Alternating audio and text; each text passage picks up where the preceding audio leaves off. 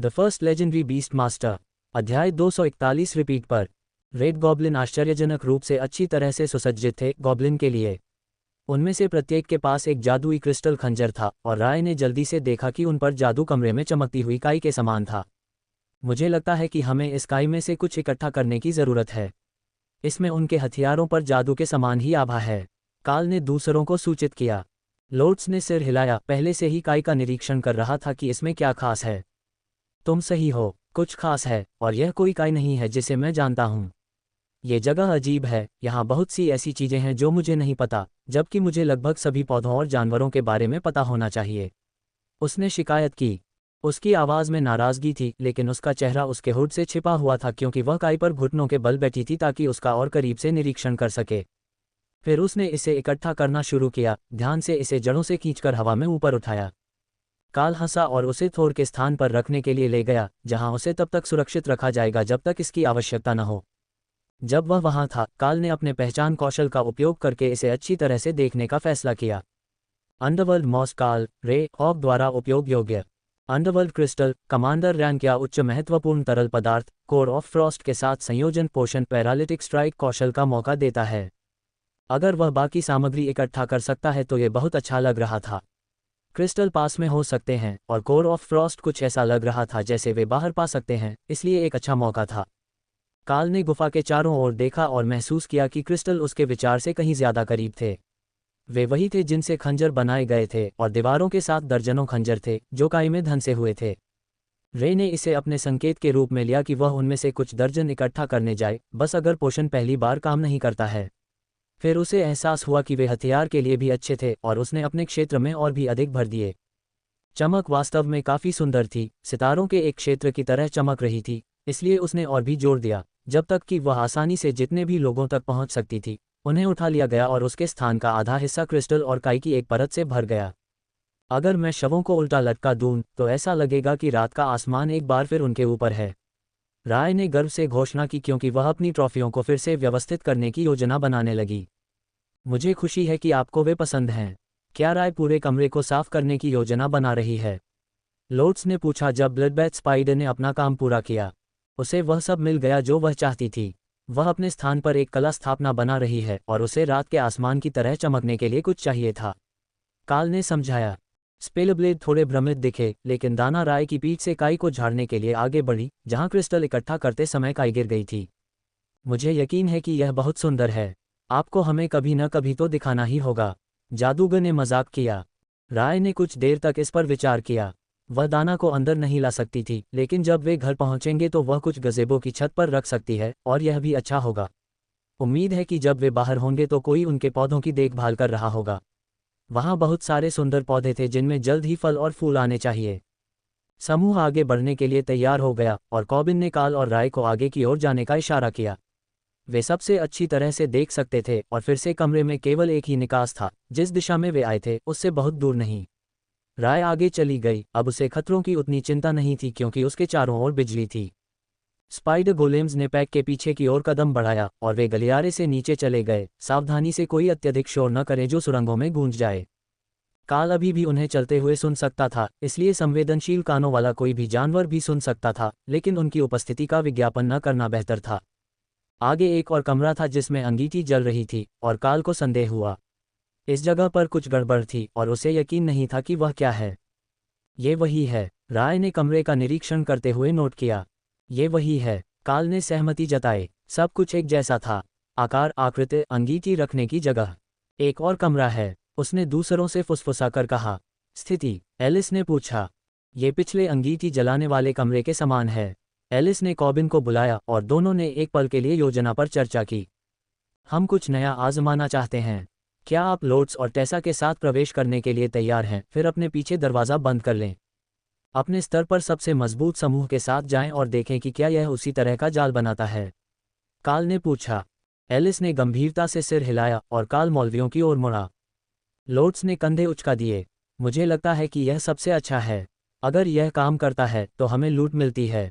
अगर यह काम नहीं करता है तो हम बस दूर का दरवाज़ा खोलते हैं और आपको दरवाजे पर खड़े रहने देते हैं जबकि बाकी सभी लोग अंदर से गुजर जाते हैं। पिछली बार जब तक हम सभी पूरी तरह से अंदर नहीं आ गए थे तब तक इसने कुछ नहीं किया था। अगर आप यहाँ किसी हीलर को छोड़ सकते हैं तो मैं इसकी सराहना करूँगा। रोज ने बड़बड़ाते हुए कहा, क्योंकि उसे एहसास हुआ कि योजना क्या थी। कॉबिन ने आह भरी, उसकी बात सही है। अगर उनके चले जाने के बाद हम पर हमला होता है तो सबसे अच्छा होगा कि हमारे साथ कोई मरहम लगाने वाला हो। दोनों पादरी एक दूसरे का सामना करने के लिए मुड़े और फिर पत्थर कागज कैंची खेलना शुरू कर दिया। जीतने वाली पहली टेसा थी, जिसने लोट्स को देखकर मुस्कुराया। मैं काल के साथ जाऊंगी। अगर तुम पर हमला होता है तो लोट्स बाकी समूह के साथ रहेगा। अगर कुछ नहीं होता है तो हम तुम्हें बुला लेंगे। काल ने राय को अपने स्थान पर बुलाया। अगर उसके आरोही के कमांडर रैंक होने के कारण कोई समस्या थी। पिछले परीक्षण उदाहरणों ने जानवरों को अलग अलग के रूप में पहचाना था, इसलिए ये जाल भी हो सकते हैं। काल ने रास्ता दिखाया। टेसा उसके ठीक पीछे थी। जब वे अंदर गए तो उसने दरवाजा बंद कर दिया और वे 1 मिनट तक इंतजार करने के बाद उसने आह भरी और फिर से दरवाजा खोला, लेकिन पाया कि वहां कोई नहीं था। मुझे लगता है कि इसका मतलब है कि यह काम कर गया। अब लिखावट कहाँ है, देखते हैं क्या हो रहा है, उसने घोषणा की। कुछ सेकंड बाद ही अक्षर दिखाई दिए। मिश्रित समूह चुनौती में आपका स्वागत है। टेसा ने पढ़ा, फिर हंसी। हम सभी एक साथ प्रवेश कर सकते थे और एक साथ लड़ सकते थे, लेकिन अब वे या तो हम दोनों से कम होंगे या वे हमारे लौटने का इंतजार करेंगे। काल को संदेह था कि तनाव ने युद्ध पुजारिन को तोड़ दिया होगा, लेकिन वह वास्तव में बहुत खुश दिख रही थी। यह एक मिश्रित समूह कार्यक्रम है, आप एक साथ प्रवेश कर सकते हैं। काल ने समूह को पुकारने की कोशिश की, अगर वे अभी भी उसे सुन सकते थे, हालांकि वह उन्हें नहीं देख सकता था। फिर उसने खुद को एक विशाल रक्षात्मक लड़ाई की अग्रिम पंक्ति में खड़ा पाया। टेसा उसके ठीक बगल में थी। उनके चारों ओर गठन में हजारों सैनिक थे, मनुष्य, जानवर और यहाँ तक कि राक्षस भी। उनकी ओर बढ़ते हुए कल्पित बौने, ट्रोल, परियों, ड्राड्स और ऐसे जीवों का ज्वार था जिनका काल को कोई नाम नहीं पता था। मिश्रित समूह युद्ध, उसने बड़बड़ाया। ऐसा लगता है। टेसा ने सहमति जताई। आसपास के सैनिकों ने उन्हें अजीब नजरों से देखा और जब वे ढाल की दीवार बनाने के लिए आगे बढ़े तो किसी ने चिल्लाया, बकवास, वे हमारी भाषा नहीं बोलते। टेसा ने सिर्फ कंधे उचकाए। युद्ध तो युद्ध है, हमें शब्दों की जरूरत नहीं है। जानवरों को बाहर निकालो ताकि दूसरों को उनसे अभ्यस्त होने का समय मिले और वे लड़ने के लिए तैयार हो जाएं। काल ने सभी को बुलाया और सैनिक मुस्कुराए। ऐसा लग रहा था कि युद्ध में जानवर उनके लिए असामान्य नहीं थे, और जब रे ने अपने गोलेम को बुलाया तब भी सैनिक घबराए नहीं। इस बल के नेता ने कुछ पुकारा और ढाल धारकों के पीछे की पंक्ति ने भले उठाए उन्हें ढालों के ऊपर रख दिया ताकि वे बल की अग्रिम पंक्ति में आने वाले ट्रोल के प्रभाव से बचा जा सके। अग्रिम पंक्तियां आपस में टकराने वाली थीं जब अचानक काल को एहसास हुआ कि उनके पास सुदृढ़ीकरण है। समूह के बाकी सदस्य उसके और टेसा के पीछे खड़े होकर अंदर आ गए थे। लकड़ी के भालों के टूटने की आवाज़ हवा में भर गई। उसके तुरंत बाद ट्रॉल्स की ढालों से टकराने की आवाज़ आई और युद्ध की पुकार ने मनुष्यों की सहयोगी सेनाओं को आगे बढ़ने के लिए प्रेरित किया। रे ने अपने गोलेम भेजे जबकि हॉक आकाश में उड़ गया, लेकिन थोर पीछे रह गया, ट्रॉल्स के पहले लाइन को तोड़ने का इंतजार करते हुए ताकि वह छेद को बंद कर सके। क्या हो रहा है? हमने सुना है कि तुम हमें अंदर आने के लिए बुला रहे हो, प्रिंस कॉबिन ने पुकारा। मानव और फे समूह के विरुद्ध सहयोगी लड़ रहे हैं, टेसा ने चिल्लाकर कहा, लड़ाई के शोर में सुनाई देने की कोशिश करते हुए जब काल ने लंबे फे पर हमला करना शुरू किया। मुझे लगता है कि हम ऐसा कर रहे हैं, प्रिंस कॉबिन ने आह भरी। अध्याय 242 3 घंटे का समापन। 3 घंटे बाद काल युद्ध के मैदान के खंडहरों में थोर के खिलाफ अपनी पीठ के बल बैठा था। मनुष्यों ने सबसे अच्छी स्थिति में पायरिक जीत हासिल की थी और जो नुकसान उन्होंने झेले थे उसके साथ अगर कोई वे जीवित बचा होता तो उसे नुकसान के रूप में गिना जाता। जिस शहर की मानव और उनके सहयोगी रक्षा कर रहे थे वह आधा नष्ट हो चुका था और अधिकांश नागरिकों को मृत मान लिया गया था। मूल 1000 या उससे अधिक योद्धाओं में से 50 में से एक से भी कम अभी भी जीवित थे और वे सभी वर्तमान में अपनी सांस ले रहे थे। युद्ध का मैदान सुलग रहा था जहां हॉक ने ट्रॉल्स को पुनर्जीवित होने से रोकने के लिए आग के गोले से बमबारी की थी, जिससे मैदानों पर तीखा धुआं लटक रहा था जो अब काफी हद तक जीवन से रहित थे। कुछ ताकत हासिल करने के लिए पिछले 10 मिनट तक ध्यान करने के बाद धीरे धीरे जानवरों के स्थानों में फोकस से ऊर्जा को फैलाकर उनकी गुणवत्ता में सुधार करने से पहले सभी की ताकत में सुधार करने के लिए फोकस को फिर से बनाने के बाद काल ने अपनी आंखें खोली और फैसला किया कि अब अपने पैरों पर वापस आने का समय आ गया है। काल ने बड़ी संख्या में शवों को देखा और धीरे धीरे अपने पैरों पर खड़ा हुआ, उन्हें लूट और कीमती सामान के लिए जांचने के लिए तैयार हो गया।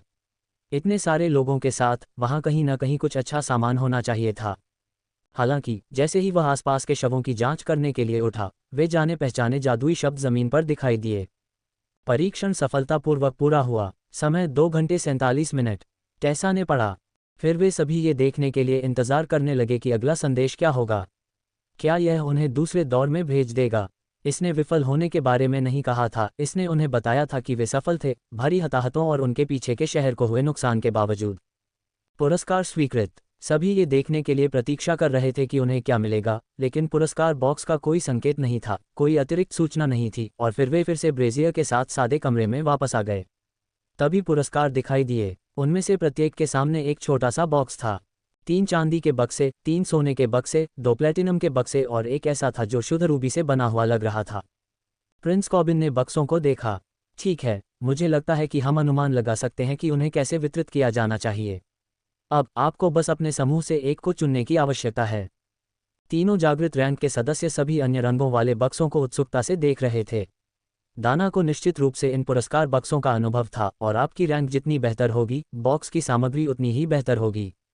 हालांकि आरोही समूह में कोई दूसरा जादूगर नहीं था जिससे वह विनती कर सके, और एलिस के लिए अपनी लूट को जागृत रैंक बॉक्स के लिए छोड़ना असंभव था, क्योंकि उसने 3 घंटे बाधाओं को बनाए रखा और अंततः तीरंदाजों द्वारा सीधा खड़ा किया गया, जिनके तीर समाप्त हो गए थे, ताकि जब वह खड़ी होने के लिए बहुत थक गई हो, तब भी वह थोर के चारों ओर सुरक्षात्मक घेरे में रह सके और अपनी सहनशक्ति वापस पा सके। दाना और 2 जागृत स्पेलब्लेड पहले गए, फिर बक्से का आदान प्रदान किया जब तक कि उन्हें एक ऐसा नहीं मिल गया जिसे वे खोल सकें।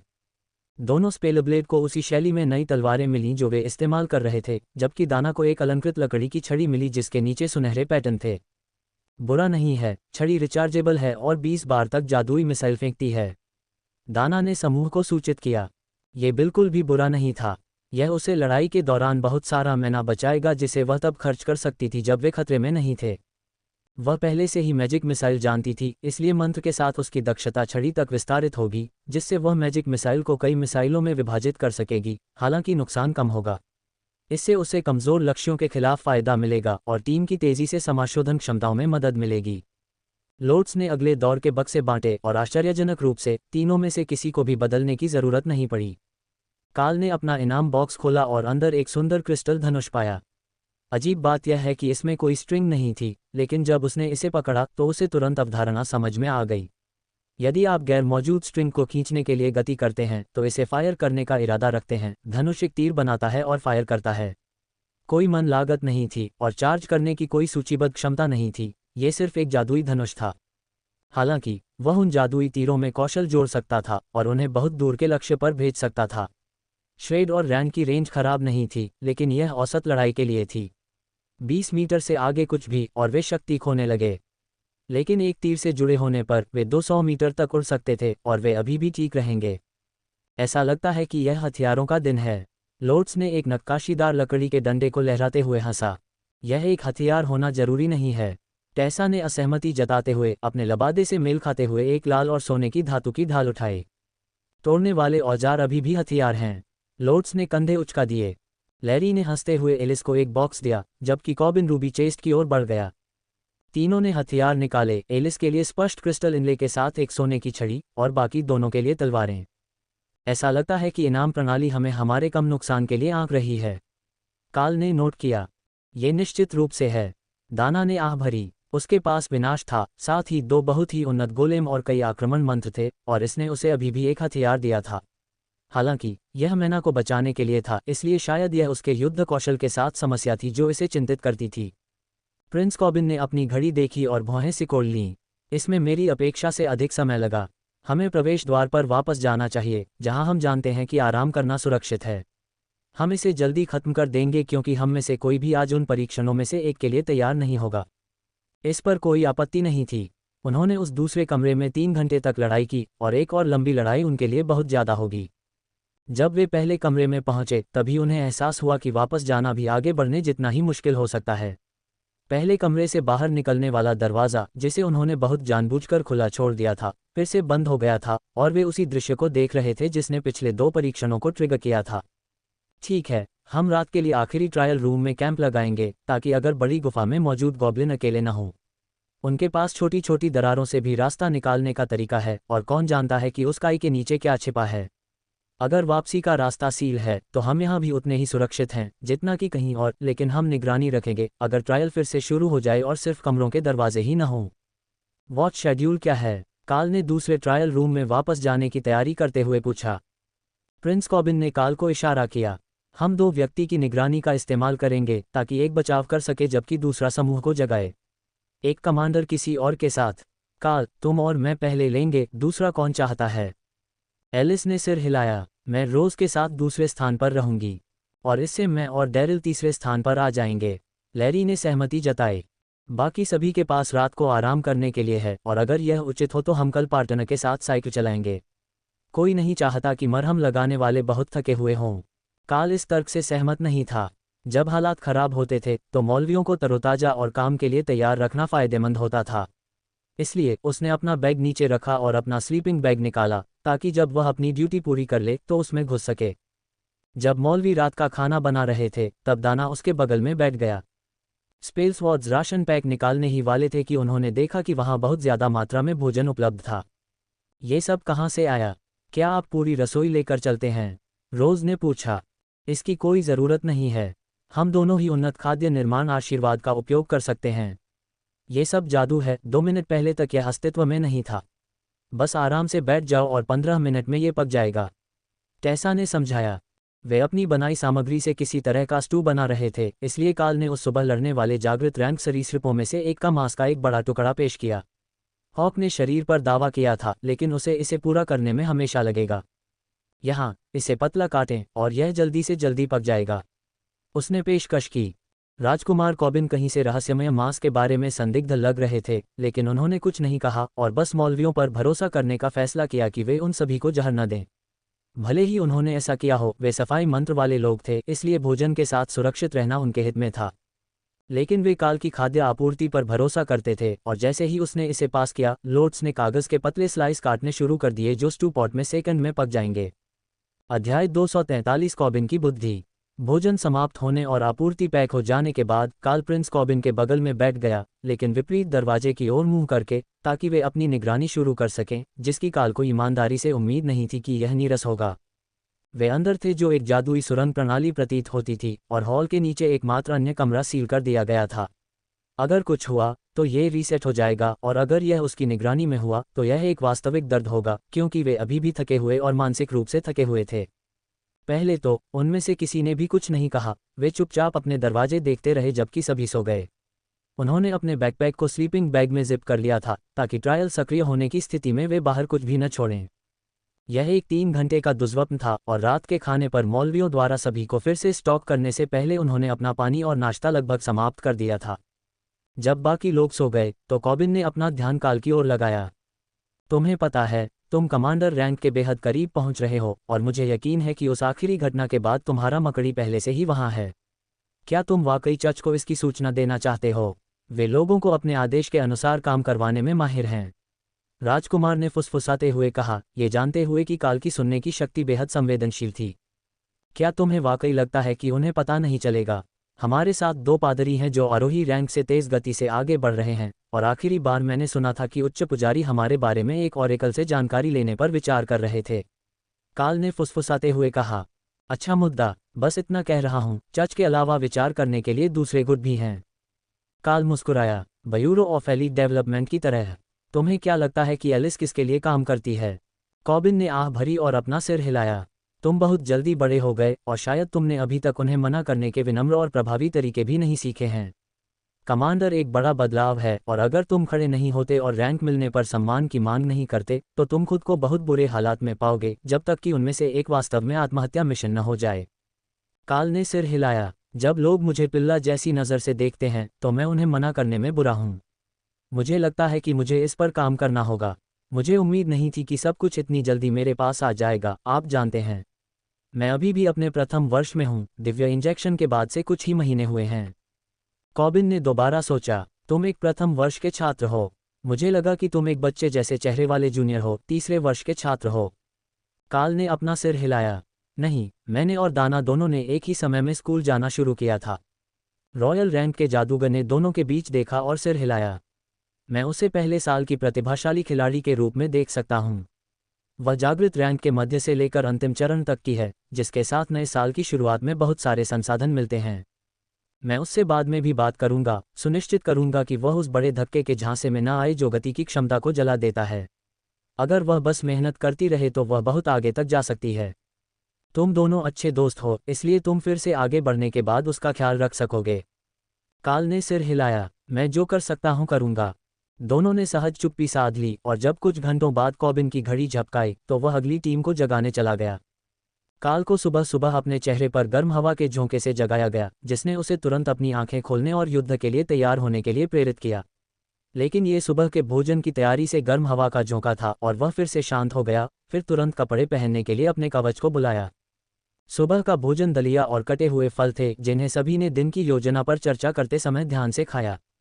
ऐसा लगता है कि हमारे सामने आने वाले हर बड़े कमरे में कोई न कोई चुनौती होगी, इसलिए अगर उनमें से किसी एक को पूरा करने में बहुत ज़्यादा समय लगता है तो हम इसे दिन भर के लिए टाल देंगे, चाहे हम कहीं भी हों। कल हमने 3 कमरे पार किए और आदर्श रूप से हम आज फिर से ऐसा कर पाएंगे, लेकिन मैं किसी को भी खुद को ज़्यादा मेहनत करने और मरने के लिए तैयार नहीं हूँ। कॉबिन ने घोषणा की। उनकी टीम, जिसमें वे खुद भी शामिल थे, को कल कई बार पीटा गया था, इसलिए उनकी सावधानियां समझ में आती हैं, भले ही इसका मतलब ये हो कि वे धीरे धीरे क्षेत्र की खोज कर रहे होंगे। क्या हम पहली लड़ाई को फिर से आजमाने और यहाँ से निकल जाने वाले नहीं हैं? डैरिल ने कुछ उदास होकर पूछा। उस आखिरी लड़ाई से हमें जो पुरस्कार मिले हैं उनके साथ? मुझे नहीं लगता कि ऐसा होगा। हम इस जगह की तलाश करेंगे, जितना हो सके लड़ेंगे और शायद आप घर वापस आ सकें। यह ऐसा संसाधन नहीं है जो अक्सर मिलता है, जिसमें कई चुनौतियां होती हैं और सभी पुरस्कार देती हैं। ये कुछ हद तक एक ही समय में 1 दर्जन चुनौतियों तक पहुंच प्राप्त करने जैसा है। हमें बस अपना रास्ता बनाना है। इस पर्वत में कहीं न कहीं जादुई ऊर्जा का एक प्रमुख स्रोत भी है, और जो कुछ हमने देखा है उसके बाद मुझे लगता है कि यह खोई हुई दिव्य कालकोठरी में से एक हो सकता है। मूल दोहराई जाने वाली चुनौतियां जो विश्व ड्रैगन ने पहले लोगों को प्रशिक्षित करने के लिए स्थापित की थीं। टेसा और लोड्स हैरान दिखे, जबकि युवा सदस्य बस भ्रमित दिखे, काल को छोड़कर, जो पहले से ही इतिहास जानता था। क्या वे एक मिथक नहीं हैं? रोज ने पूछा। कॉबिन ने कंधे उचका दिए। हो सकता है, लेकिन मैं निश्चित रूप से कह सकता हूं कि वे मौजूद हैं। ये स्पष्ट नहीं है कि वे कहां से आए थे। एक परीक्षण कालकोठरी जो उन्होंने पाया था उससे अधिक तीव्र थी। कल की आखिरी लड़ाई काफी तीव्र थी, या शायद ये बेहतर पुरस्कार देती थी। यह अच्छा होगा। काल ने इस बार समूह को कमरे से बाहर निकाला और थोर द्वारा उन सभी को रिफ्रेशिंग लाइटनिंग से ढकने के कारण सभी थोड़ा अधिक आराम से थे। न केवल रक्षात्मक लाभों के लिए, बल्कि इस तथ्य के लिए कि इसने उनकी सहनशक्ति को तरोताजा रखा और उनके दिमाग को शांत रखा। गलियारा कुछ समय के लिए पहाड़ के नीचे चला गया। अन्य कमरों का कोई संकेत नहीं था, जब तक कि काल ने उनके नीचे एक प्रतिध्वनि नहीं सुनी। हमारे नीचे एक गुफा है। हम लगभग नीचे हैं जहां से हमने शुरुआत की थी, पहले और दूसरे परीक्षण कक्षों के बीच कहीं। यदि हम इस सुरंग का अनुसरण करते रहे तो हम जल्द ही गुफा में पहुंच जाएंगे। उसने चुपचाप दूसरों को सूचित किया। ठीक है, क्या आप स्थिति के बारे में निश्चित हैं? एलिस ने पूछा। मैं खदानों में पला बड़ा हूं। मुझे भूमिगत दिशा का बहुत अच्छा ज्ञान है। सुरंग में मोड़ और ढलान के साथ, मैं कहता हूं कि 200 मीटर और। काल ने उत्तर दिया।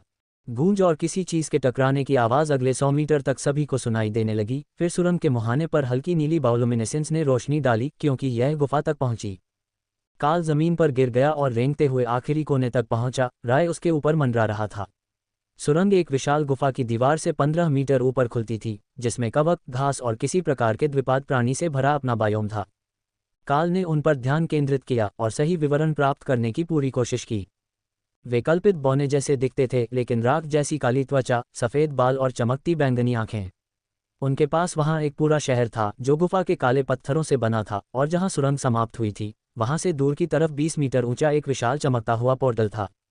काल वापस गया और दूसरों को जानकारी दी जो उससे भी ज्यादा चिंतित थे। वे कल्पित बौने जैसे लग रहे थे और यह प्रजाति जानी जाती थी। सबसे अच्छे समय में भी वे स्वभाव से बहुत चिड़चिड़े होते हैं, लेकिन अगर वे एल्व्स के किसी प्रकार के उत्परिवर्तित राक्षस संस्करण होते, जैसे रेड गॉब्लिन नियमित गॉब्लिन के लिए थे, तो वे वास्तव में मुश्किल में पड़ सकते थे। उनका समूह निश्चित रूप से पूरे गांव पर हमला करने में सक्षम नहीं होगा, और वे उस पोर्टल को पीछे नहीं छोड़ना चाहते थे। तो हम क्या करें? क्या कोई मौका है कि हम कम आबादी वाले क्षेत्रों से चुपके से निकल सकें? काल ने पूछा। वे एल्व्स हैं, अगर कोई उनके पौधों को छूता है तो वे तुरंत जान जाएंगे। मुझे संदेह है कि उनके पीछे छिपना संभव होगा। लोड्स ने आह भरी। तो हम क्या करें? एलिस ने सुरंग के अंत की ओर देखते हुए आह भरी। अगर वह वास्तव में एक कालकोठरी पोर्टल था तो वह अंदर जाना चाहती थी। अध्याय 244 रास्ता खोजें। काल ने एक पल के लिए विकल्पों पर विचार किया। मुझे लगता है कि हम शायद एक साइड सुरंग से चूक गए हैं। क्या आपको याद है कि दूसरी सुरंग कैसे छिपी हुई थी? हो सकता है कि उसके जैसी कोई और सुरंग हो। नीचे शहर में दर्जनों सुरंगें हैं जो पहाड़ की ओर जाती हैं, तो क्या संभावना है कि बाहर जाने वाली सुरंग में एक भी शाखा न हो? विकल्पों पर विचार करते हुए एलिस मुस्कुराए। ठीक है, इससे पहले कि हम किसी दूसरी सुरंग में घुसने की कोशिश करें और उम्मीद करें कि वह हमारी इच्छित दिशा में जाएगी, इसकी जांच करना उचित है। सबसे नज़दीकी सुरंग केवल 50 मीटर दूर थी, लेकिन ज़मीनी स्तर पर थी और उसमें से नियमित रूप से यातायात होता था। ये स्पष्ट रूप से एक इष्टतम विकल्प नहीं था, लेकिन उनके बाईं ओर लगभग 70 मीटर की दूरी पर एक सुरंग थी, और वह दीवार के आधे हिस्से पर थी और वह भी परित्यक्त लग रही थी। ये थोड़ी कम भी थी, इसलिए वह राय से उनके लिए एक जिप लाइन बनवा सकता था और हर कोई उस पर फिसल सकता था। प्रिंस कॉबिन ने सुरंग के नीचे की ओर देखा। चलो आखिरी कमरे तक की सभी दीवारों की जांच करते हैं।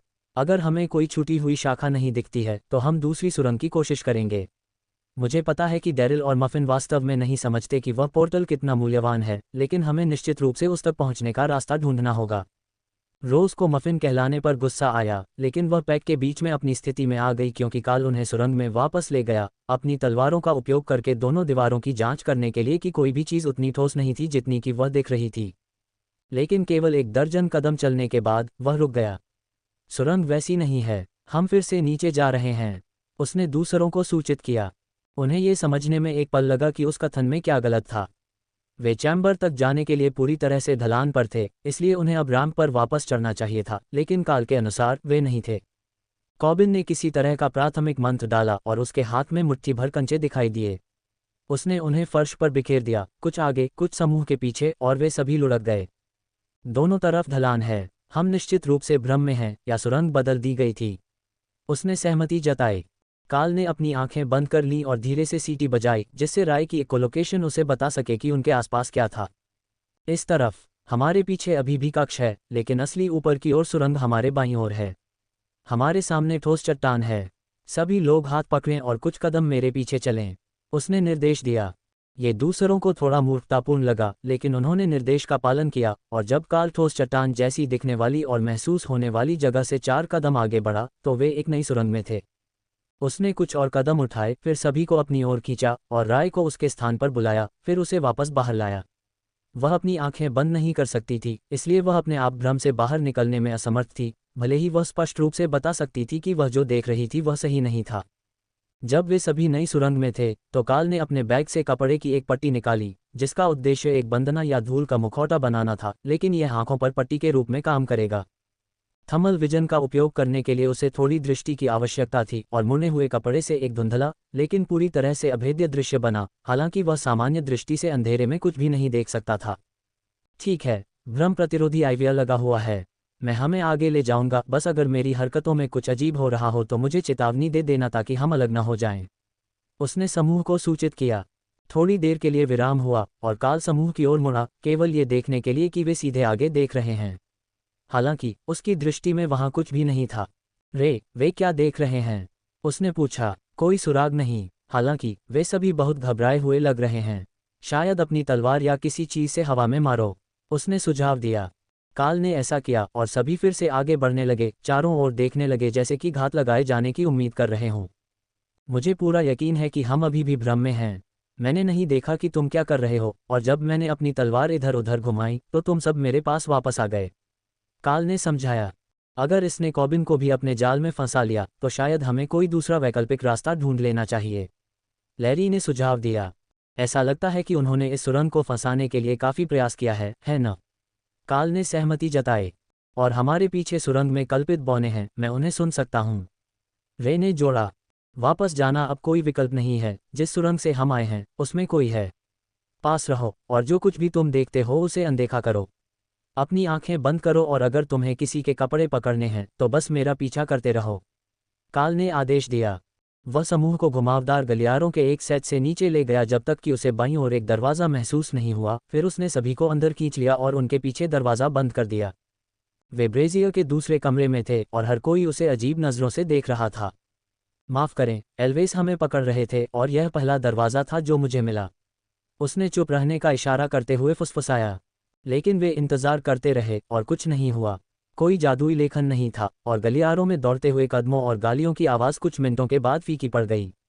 फिर यह वापस आ गया क्योंकि गश्ती दल ने अपने कदम पीछे खींचे, लेकिन वे दरवाजे के बाहर नहीं रुके और बस सुरंग के मुहाने की ओर वापस बढ़ते रहे जिसके पास काल का समूह रुका था।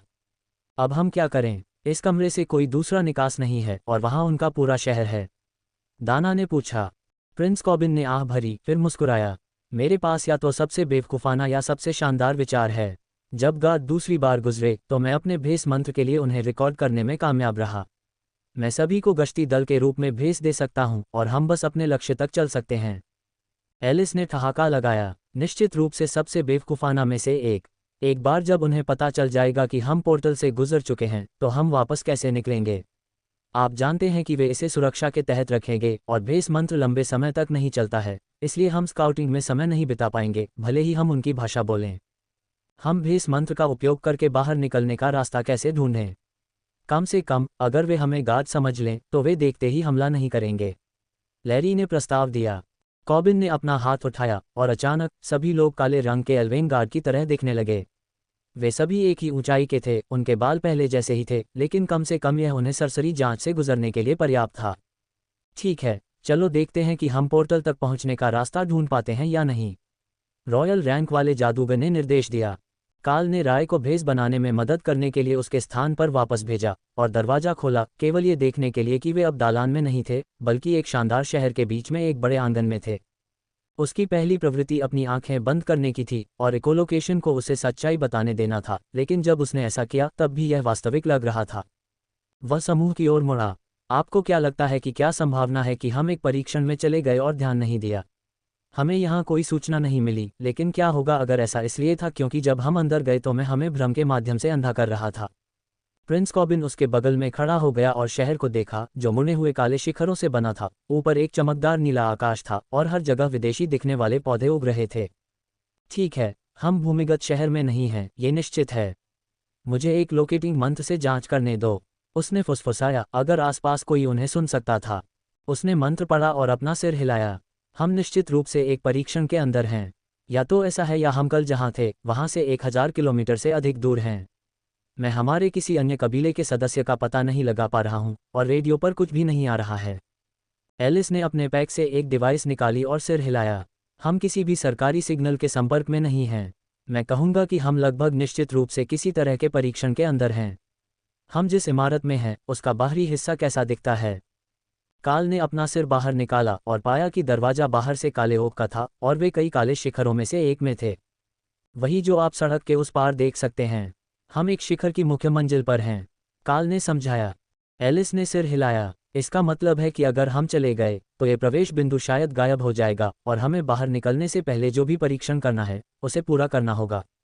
इस तरह की स्थिति अन्य अभिजात वर्ग से प्राप्त रिपोर्टों से मेल खाती है, लेकिन उन्होंने बताया कि जब वे अजीब परीक्षणों में थे तो उन्होंने बहुत अधिक समय खो दिया या उन्हें बस कुछ भी याद नहीं था।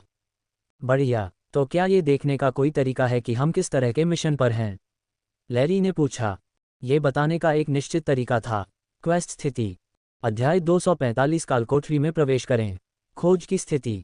एक चालू खोज कालकोठरी पोर्टल खोजें और उसमें प्रवेश करें। शर्तें उत्तरजीविता। काल ने सिस्टम से सरल लिस्टिंग को देखा और भौहें सिकोड़ लीं। बिना मरे पोर्टल खोजें और उसमें प्रवेश करें। हाँ, मूल रूप से वे वैसे भी यही करने की कोशिश कर रहे थे। उन्हें इसके लिए खोज जारी करने का कोई खास कारण नहीं था, जब तक कि वे हमेशा से एक में न रहे हों और गलत समझे हों, ये सोचकर कि वे बाहर निकल गए हैं। अगर वे आखिरी कमरे से बाहर निकलते समय किसी परीक्षण में प्रवेश कर गए थे, या इससे भी बदतर वे जिस पहले कमरे में प्रवेश कर चुके थे उसे बिल्कुल भी नहीं छोड़ा था और बस उसके क्षेत्रों में घूम रहे थे, तो उनका पूरा अनुभव एक भ्रम हो सकता था। काल ने बाहर देखा, अपनी दृष्टि के हर रूप का उपयोग करते हुए, लेकिन पाया कि चारों ओर केवल काले चमड़े वाले कल्पित बौने बिखरे हुए लोग थे। मैं अभी भी पोर्टल को महसूस कर सकता हूँ, भले ही शहर बदल गया हो, राय ने उसे अपने स्थान से सूचित किया। राय का कहना है कि पोर्टल अभी भी पास में है।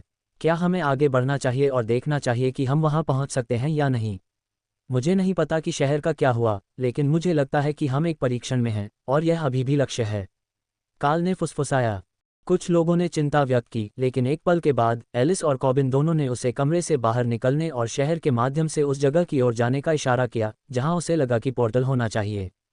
उनके भेष बिल्कुल सही नहीं थे, लेकिन वे स्थानीय लोगों के साथ अच्छी तरह से घुल मिल गए, जिनके पास बहुत ही उदार फैशन सेंस था। एकमात्र नियम यह था कि उन्हें सफ़ेद बालों के साथ काले कपड़े पहनने चाहिए। वे शहर की सड़कों से गुजरते हुए कुछ नहीं बोले, शहर के केंद्र की ओर बढ़े, जहां हर कोई जल्द ही विशाल पोर्टल की चमक देख सकता था। हर मिनट और लोग उनकी ओर बढ़ रहे थे, जैसे कि कोई बड़ा कार्यक्रम चल रहा हो, और लोट्स उत्साहित हो रहा था। मैं एल्विश बोलती हूँ, और जबकि उनका उच्चारण पुरातन और कठोर है, मैं उन्हें ये कहते हुए सुन सकती हूँ कि पोर्टल खुला है। इसका मतलब है कि वे लोगों को अंदर जाने देंगे, उसने फुसफुसाया। एलिस ने धीरे से हंसते हुए कहा, अगर हम पोर्टल से होकर चल सकते हैं तो मैं वापस आने पर एक पार्टी आयोजित करूंगी।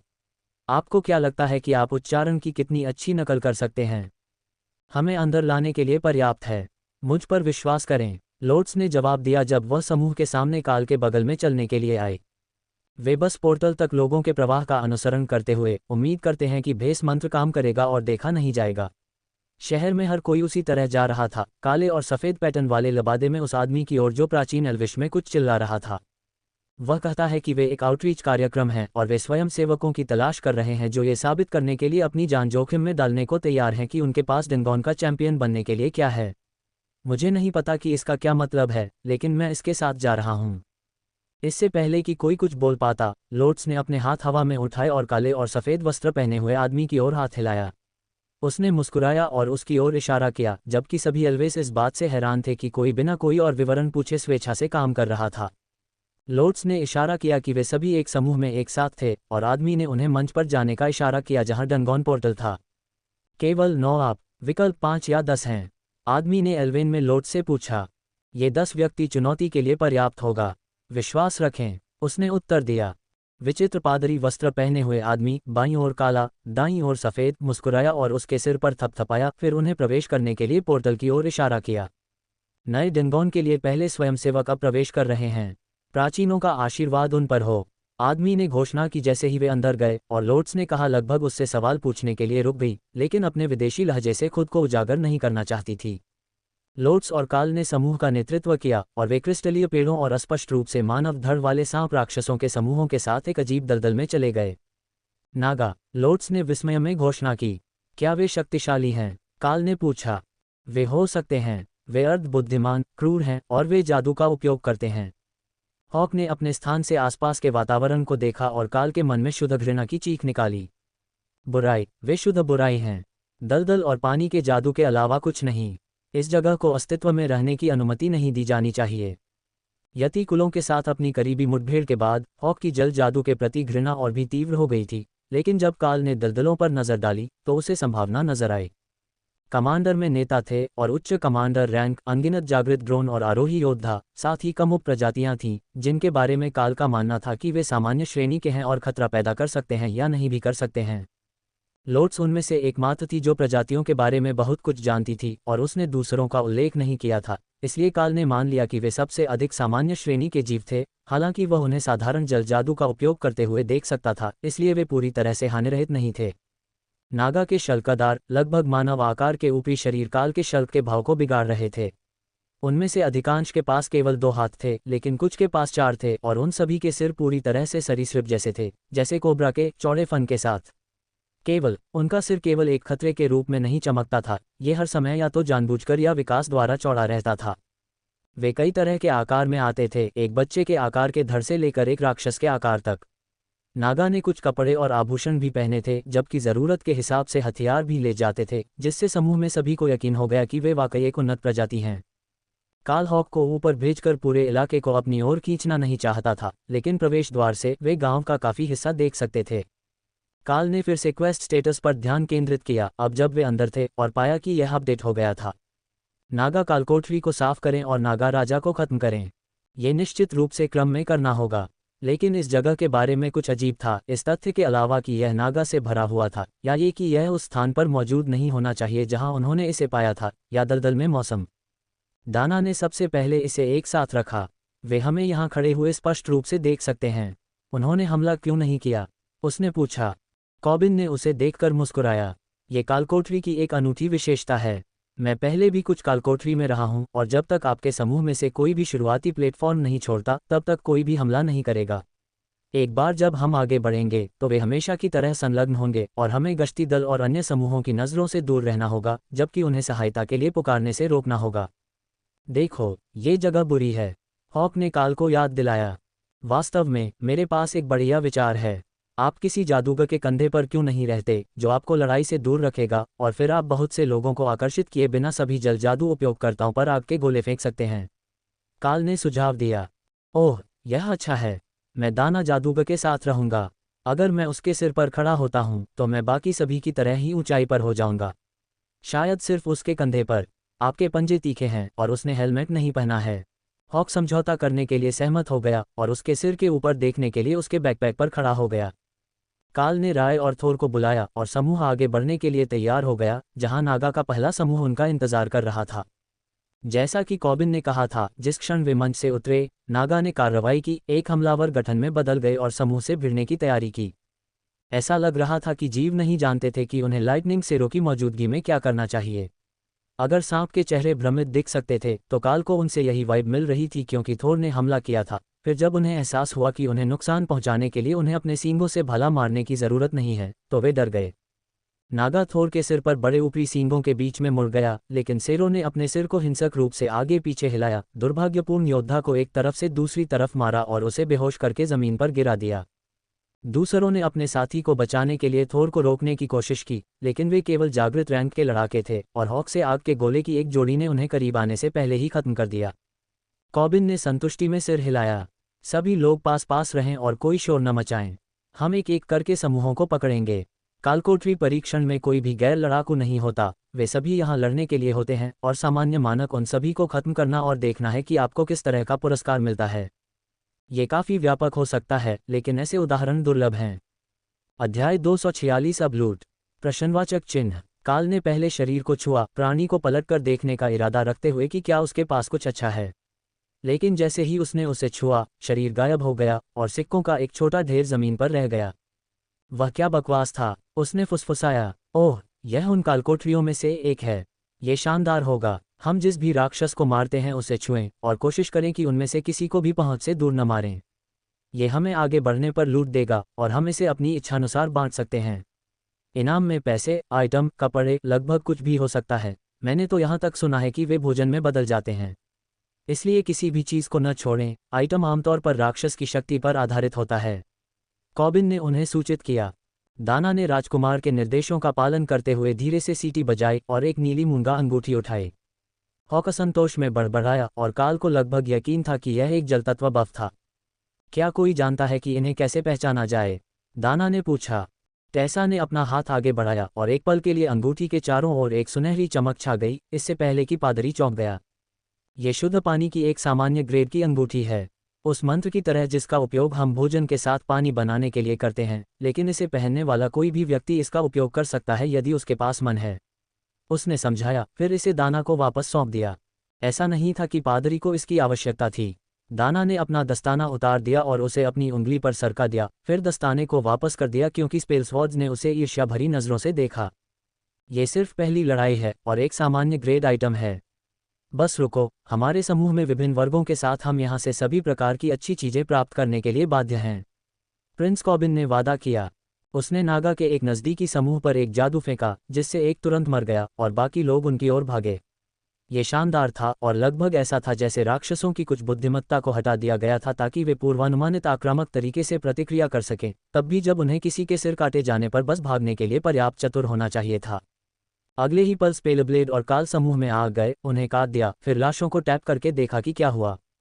अधिक सिक्के और काले चमड़े के दस्ताने की एक जोड़ी जो निश्चित रूप से नागा ने नहीं पहनी थी। परिणाम थे, हर कोई इस बात से प्रभावित था कि इस तरह की चीज़ बनाने के लिए कितना जादू करना पड़ा होगा।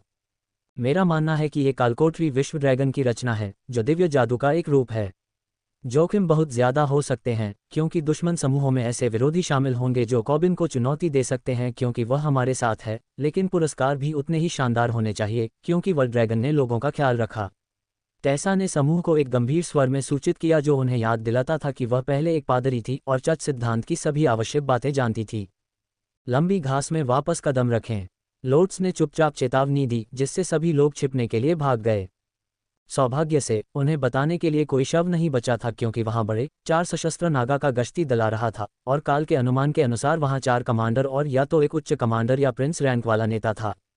कॉबिन ने इशारा किया कि वह एलिस के गोलेम के साथ नेता को अपने रक्षक के रूप में ले जाएगा, जिससे काल और थोर को दूसरों को रोकने के लिए छोड़ दिया गया, जबकि घात अपना जादू चला रहा था।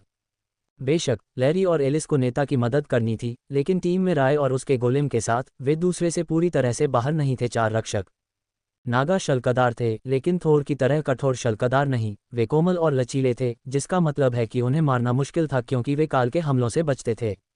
इन रक्षकों के चारों ओर एक जल अवरोध भी था, जिसने हॉक को क्रोधित कर दिया था, जो उन पर आग के गोले फेंक रहा था, क्योंकि उसका ज्वलंत शरीर उसे और दाना दोनों को घेरे हुए था। काल को नहीं लगता था कि हॉक को भी एहसास हुआ था कि वह ऐसा कर सकता है। वह अस्तित्व से जल जादू को खत्म करने पर बहुत अधिक केंद्रित था, एक समय में एक जली हुई लाश के साथ अपने आघात से निपटने का काम कर रहा था। इस बिंदु पर रे को भी क्रोधित पक्षी के लिए बुरा लगा और उसने अपने गोलेम को पीछे से घात लगाकर लक्ष्य को खत्म करने से पहले उसे एक विफल ढाल पर आखिरी हिट करने देने की पूरी कोशिश की। काल ने देखा कि गोलेम भी उसे याद किए गए से सूक्ष्म रूप से अलग थे। उनके धड़ पर काले धातु के कवच की प्लेटें थीं और उनके पहले से ही खतरनाक अग्रभागों को ब्लेड की तरह घेरा हुआ था। ये दाना की गोलेम कवच जैसी क्षमता होनी चाहिए। टिकाऊ निर्माण उनका मानना था कि इसे कहा जाता था लाइटनिंग के साथ संयुक्त। यह अविश्वसनीय रूप से प्रभावी था और नागा को 2 गोलेम द्वारा नष्ट किया जा रहा था। फुर्तीले योद्धा जिन्हें काल को मारने में इतनी कठिनाई हुई, वे 8 पैर वाले गोलेम के सामने कोई मुकाबला नहीं कर सकते थे, और काल ने सोचा कि क्या उन्हें हस्ट में निवेश करना चाहिए जब उनके पास पर्याप्त कौशल अंक थे। कमांडर रैंक राय के लिए ये 40% अधिक गति होगी और इससे नागा के उन्हें चकमा देने की संभावना लगभग समाप्त हो जाएगी। यह इष्टतम विकल्प नहीं हो सकता है, लेकिन यह शायद गलत विकल्प भी नहीं होगा। जैसे जैसे वह आगे बढ़ेगा उसे अधिक अंक मिलेंगे, और अब जब उसे इसका स्वाद मिल गया है तो काल पूरी तरह से आगे बढ़ने का इरादा रखता है। बॉब मैकेंजी का विचार सही था। किसी की निगरानी में रहने से बेहतर है कि यहाँ स्वतंत्र रहा जाए। लेकिन बॉब के विपरीत काल अपने साथ एक विश्वसनीय समूह पाकर खुश था। काल ने योद्धाओं को व्यस्त रखा, जबकि स्पाइडर गोलेम उनकी पीठ पर हमला करने लगे और 2 जागृत रैंक स्पेल्सवॉर्ड्स हिचकिचा रहे थे। वे काल की तरह उन हिट में से एक को भी नहीं झेल सकते थे। हालांकि काल हमलों की झड़ी को रोक रहा था, जबकि जानवर अपना काम संभाल रहे थे, और दाना के गोलेम ने हर बार अपना सर्वश्रेष्ठ प्रदर्शन किया जब उन्हें पर्याप्त क्षति पहुंचाने के बाद फिर से बुलाया गया, जिससे उनकी लड़ाकू क्षमता कम हो गई। दोनों लड़कों ने पास जाने और गलत कदम उठाने का जोखिम उठाने की हिम्मत नहीं की, जिसका मतलब तुरंत मौत हो सकती थी। टेसा नागा गश्ती दल के खिलाफ भी टिक नहीं पाए और उसे थोर की पीठ से पीछे हटने के लिए मजबूर होना पड़ा। एलिस की बदौलत स्पेलब्लेड के ऊपर कमांडर रैंक की बाधा थी, लेकिन ये चारों हाथों में ब्लेड और जादू वाले विरोधियों के खिलाफ लंबे समय तक नहीं टिक सकती थी। जादूगरों ने कुछ मंत्र फेंके, लेकिन कमांडर रैंक के जानवरों के खिलाफ जागृत रैंक का जादू ज्यादा काम नहीं आया। गश्ती दल का नेता गश्ती दल के आखिरी सदस्य से ठीक पहले गिर गया और काल ने कमांडर रैंक की लाशों को टैप करने के लिए एक पल लिया। ओह, और भी चमड़े के दस्ताने हैं। टेसा, वे किस काम के हैं? उसने पूछा, उन्हें पादरी की ओर फेंकते हुए। पानी की मौत के जागृत रैंक के दस्ताने। पानी के जादू से होने वाली क्षति को बढ़ाया, उसने जवाब दिया, फिर हॉक के जलते हुए सिर को सावधानी से थपथपाया क्योंकि वह आइटम को घूर रहा था। वे सिर्फ दस्ताने हैं, वे अपना पानी का जादू नहीं बनाते हैं। शांत रहो, उसने उसे सांत्वना दी। हॉक पानी के जादू के उपयोगकर्ताओं को मारने के बाद बेहतर महसूस कर रहा था, लेकिन टेसा उसके सिर को सजाने में बहुत अच्छी थी, इसलिए उसने थोड़ी देर और यही किया। काल को संदेह था कि वह दूसरों से बुरी आदतें सीख रहा था। ये बहुत अच्छी चीज़ है, दाना ने कहा जब वे आगे बढ़ने के लिए तैयार हुए। कॉबिन ने अपना सिर हिलाया। ये कालकोठरी में कचरे के बराबर है। यह उन राक्षसों से 2 पूर्ण रैंक नीचे है जिन्होंने इसे गिराया था। जब इन्हें मूल रूप से बनाया गया था तो इनमें लड़ने वाले सिस्टम उपयोगकर्ताओं के पास अपने स्वयं के रैंक पर गियर के पूर्ण सेट होते थे और वे दुर्लभ वस्तुओं और विशिष्ट लाभों की तलाश में रहते थे। उस समय अलग था और हर कोई बहुत अधिक शक्तिशाली था। पानी के गोले के अलावा कुछ भी हासिल किए बिना 3 और समूहों को साफ करने के बाद, जो एक बुनियादी जादुई शिल्प संसाधन था और कुछ सिक्के, रास्ता उन्हें एक बड़े खुले क्षेत्र में ले गया जहां एक विशाल 4 सशस्त्र नागा खड़ा था। ये हड्डियों और गोले की माला पहने हुए था और इसने एक हाथ में चमकते नीले क्रिस्टल के साथ एक छड़ी रखी थी और दूसरे में ट्रिंकेट थे। काल ने फैसला किया कि यह किसी तरह का जादूगर है। ये कमांडर रैंक पर भी था और टीम के निचले रैंक वाले सदस्यों ने आह भरी। वे मूल रूप से फिर से किनारे कर दिए जाएंगे और सबसे अच्छे पुरस्कार अनुमानित रूप से उनमें से सबसे मजबूत को मिलेंगे। ठीक है, हम जानते हैं कि साथ मिलकर कैसे लड़ना है। दाना, दूसरों की रक्षा के लिए अपने गोलेम को पीछे रखो, बस मामले में। प्रिंस कॉबिन ने घोषणा की क्योंकि उन्होंने एक मंत्र सक्रिय किया था जिससे वह एक ही कदम से युद्ध में कूद सकते थे। काल और जानवर उनसे एक कदम पीछे थे। हॉक थोर की पीठ पर खड़ा हो गया था ताकि वह कार्रवाई के करीब हो और इसलिए उसने दाना पर ध्यान नहीं दिया। राय मंच के चारों ओर लाइकन से ढके क्रिस्टलीय पौधों में घुल मिल गया था और शमन के पीछे चक्कर लगा रहा था जब पहला वार हुआ और विशाल नागा नेता ने एक मंत्र सक्रिय किया जिसने 1 दर्जन ईथर नागा आत्माओं को बुलाया। काल ने एक पर वार किया और जब वह 2 हिस्सों में विभाजित हुआ तो वह गायब हो गया। दाना, तुम लोग आत्माओं पर हो, वे जागृत रैंक हैं। उसने शमन की ओर एक श्वेत भेजते हुए पुकारा। बॉब मैकेंजी का विचार सही था। किसी की निगरानी में रहने से बेहतर है कि यहाँ स्वतंत्र रहा जाए। लेकिन बॉब के विपरीत काल अपने साथ एक विश्वसनीय समूह पाकर खुश था। काल ने योद्धाओं को व्यस्त रखा जबकि स्पाइडर गोलेम उनकी पीठ पर हमला करने लगे और 2 जागृत रैंक स्पेल्सवॉर्ड्स हिचकिचा रहे थे।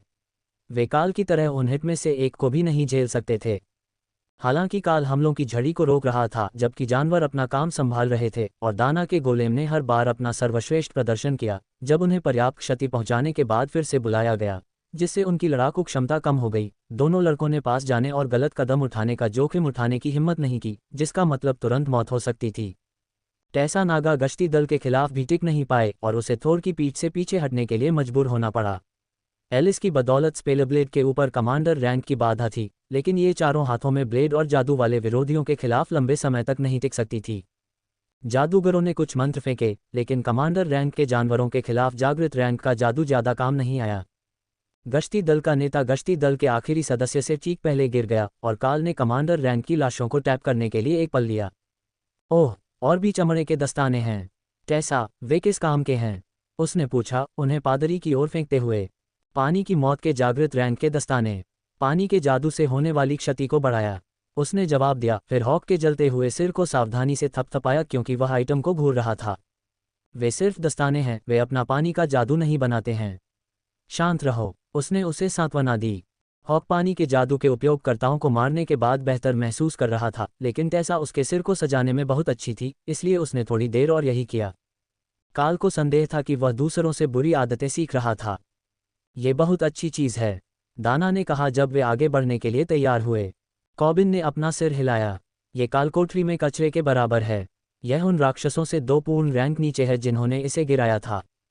जब इन्हें मूल रूप से बनाया गया था तो इनमें लड़ने वाले सिस्टम उपयोगकर्ताओं के पास अपने स्वयं के रैंक पर गियर के पूर्ण सेट होते थे और वे दुर्लभ वस्तुओं और विशिष्ट लाभों की तलाश में रहते थे। उस समय अलग था और हर कोई बहुत अधिक शक्तिशाली था। अध्याय 247 शमन चैंपियन।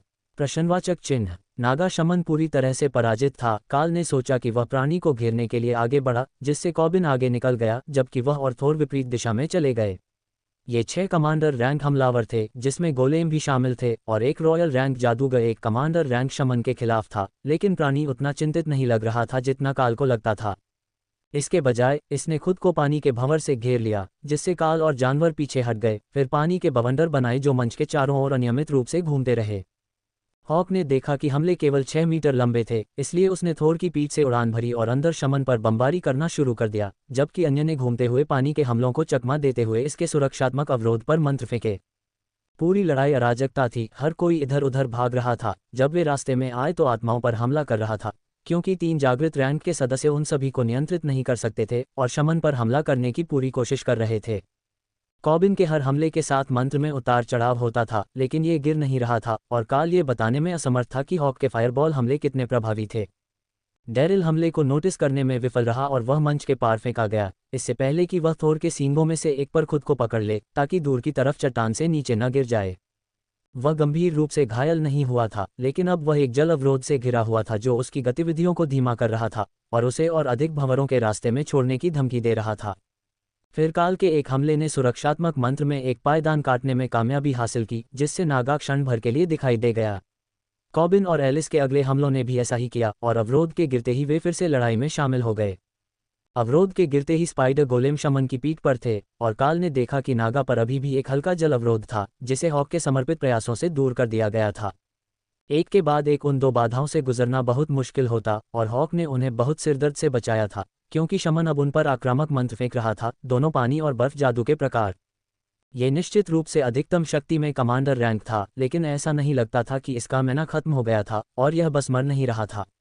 अगले मिनट के दौरान शमन को दर्जनों बार मारा गया, जबकि इसकी बाधा नीचे थी, और जबकि यह भारी मात्रा में खून बह रहा था, यह अभी भी लड़ रहा था। वे नुकसान कर रहे थे, ये स्पष्ट था, और यह अस्वाभाविक रूप से जल्दी ठीक नहीं हो रहा था, लेकिन ये बस मर नहीं रहा था। ये धीमा होने लगा था और मंत्र कम बार आ रहे थे, लेकिन काल को लगा कि यह अंत नहीं था, बल्कि एक बड़े हमले की तैयारी थी। इसलिए जब प्राणी का मैना बढ़ गया तो उसका पहला सहज ज्ञान सभी को वापस जाने का आदेश देना था। बड़ा हमला आ रहा है, उसने कहा। अनिश्चित था कि यह कैसा दिखेगा। मैना बिल्डअप पानी के एक उछाल में बदल गया, जो पहले बाहर की ओर उछला, फिर घुमावदार तरंगों में कमरे के चारों ओर घूमता रहा। काल ने लहरों से बचते हुए आगे बढ़ना शुरू किया, जो यात्रा करते समय नागा शमन से दूर खींच रही थीं। वह सभी को अंदर जाते हुए देख सकता था, लेकिन हॉक और रे दोनों एक ही बात सोच रहे थे। जाल, लहरों से दूर हो जाओ, फिर पीछे हट जाओ। यह एक जाल है, काल ने पुकारा, और नागा ने अपने चारों ओर बर्फ के छर्रों का एक शॉटगन विस्फोट किया। काल ने इसे फ्लेम बॉडी से टैंक किया, जबकि एलिस और अन्य कमांडरों ने इसे अपनी ढालों से अवशोषित किया। जागृत रैंक के लड़ाके हमले के तहत जमीन पर गिरे, जबकि रे ने अपने गोलेम को ढाल के रूप में इस्तेमाल किया और थोर ने अपना सिर नीचे कर लिया ताकि यह उसकी आंखों पर न लगे। फिर स्पाइडर गोलेम फिर से शमन की पीठ पर थे, और काल ने अपने ब्लेड को प्राणी के पेट में गहराई तक घुसा दिया, क्योंकि कॉबिन प्राणी के गले पर जाने के लिए उसके ऊपर से कूद गया। नागा शमन कुंडलित शरीर के ढेर में गिर गया, उसकी भुजाएं कॉबिन की ओर थीं, ताकि उसे पकड़कर उसका गला घोंट सके। ठीक है, यह उम्मीद के मुताबिक ही हुआ। क्या कोई चोट है? काल ने पूछा, क्योंकि उसे एहसास हुआ कि राक्षस वास्तव में मर चुका था, और गोलेम द्वारा उसे लगातार छुरा घोंपने पर कोई प्रतिक्रिया नहीं कर रहा था। राय ने अंततः उन्हें रोक दिया, और कॉबिन ने शरीर को थपथपाया, जिससे वह गायब हो गया, और फर्श पर वस्तुओं का एक छोटा ढेर दिखाई दिया। टेसा ने अपना पहचान जादू डालने के लिए कदम बढ़ाया, लेकिन एक वस्तु थी जिसने काल का ध्यान आकर्षित किया। बर्फ का कोर। यह एक छोटा सा क्रिस्टल था, जो दर्जनों अन्य छोटे रत्नों के बीच मामूली था, लेकिन यह उन वस्तुओं में से एक था जिसकी राय को मॉस और क्रिस्टल के साथ एक मिश्रण बनाने की आवश्यकता थी, जो उसे पहले गॉब्लिन गुफा में मिले थे। कपड़े के कई ढेर थे, एक नीली गोलाकार छड़ी जो शमन द्वारा इस्तेमाल की जा रही छड़ी की तरह दिखती थी, और सिक्कों और रत्नों का एक संग्रह था। एलिस ने छड़ी उठाई और उसे देखकर भौहें सिकोड़ लीं। यह अजीब है, मैं इसका इस्तेमाल नहीं कर सकती। हालांकि मैं पानी के जादू का इस्तेमाल कर सकती हूँ, उसने बुदबुदाया। फिर उसने इसे दाना को सौंप दिया, जिसने भी भौहें सिकोड़ी और अपना सिर हिलाया। उसने इसे लोट्स को दिया, जिसकी आंखें उत्साह से चमक उठीं। ओह, ये बहुत अच्छा है, मुझे ये छड़ी पसंद है, उसने घोषणा की। जब उसे एहसास हुआ कि हर कोई विवरण का इंतजार कर रहा था, तो उसने आगे कहा, यह मुझे शमन के सिग्नेचर वाटर वोटेक्स मंत्र, भटकते हुए बवंडर चीज़ों का उपयोग करने देता है। अन्य सभी वस्तुएं आरोही रैंक के कपड़े के कवच थे, लेकिन फैशन खराब नहीं था, और उन पर जादू मजबूत था, इसलिए उन्हें दाना और रोज के बीच विभाजित किया गया था, जो केवल फैशन के अनुकूल थे। ऐसा लगता था कि या तो क्योंकि यह एक महिला जादूगर थी, या नागा के पैर नहीं थे, इसलिए कवच को एक लंबी स्कर्ट के साथ बनाया गया था। जब उन्होंने कवच पहना, जो कि उनके द्वारा पहने जाने वाले कवच की तुलना में एक महत्वपूर्ण स्थिति सुधार था, जो कि ज्यादातर सामान्य था, और जागृत ग्रेड का कपड़ा, जो कि जादूगर वर्ग पहन सकता था, काल मदद नहीं कर सका और दोबारा देखा।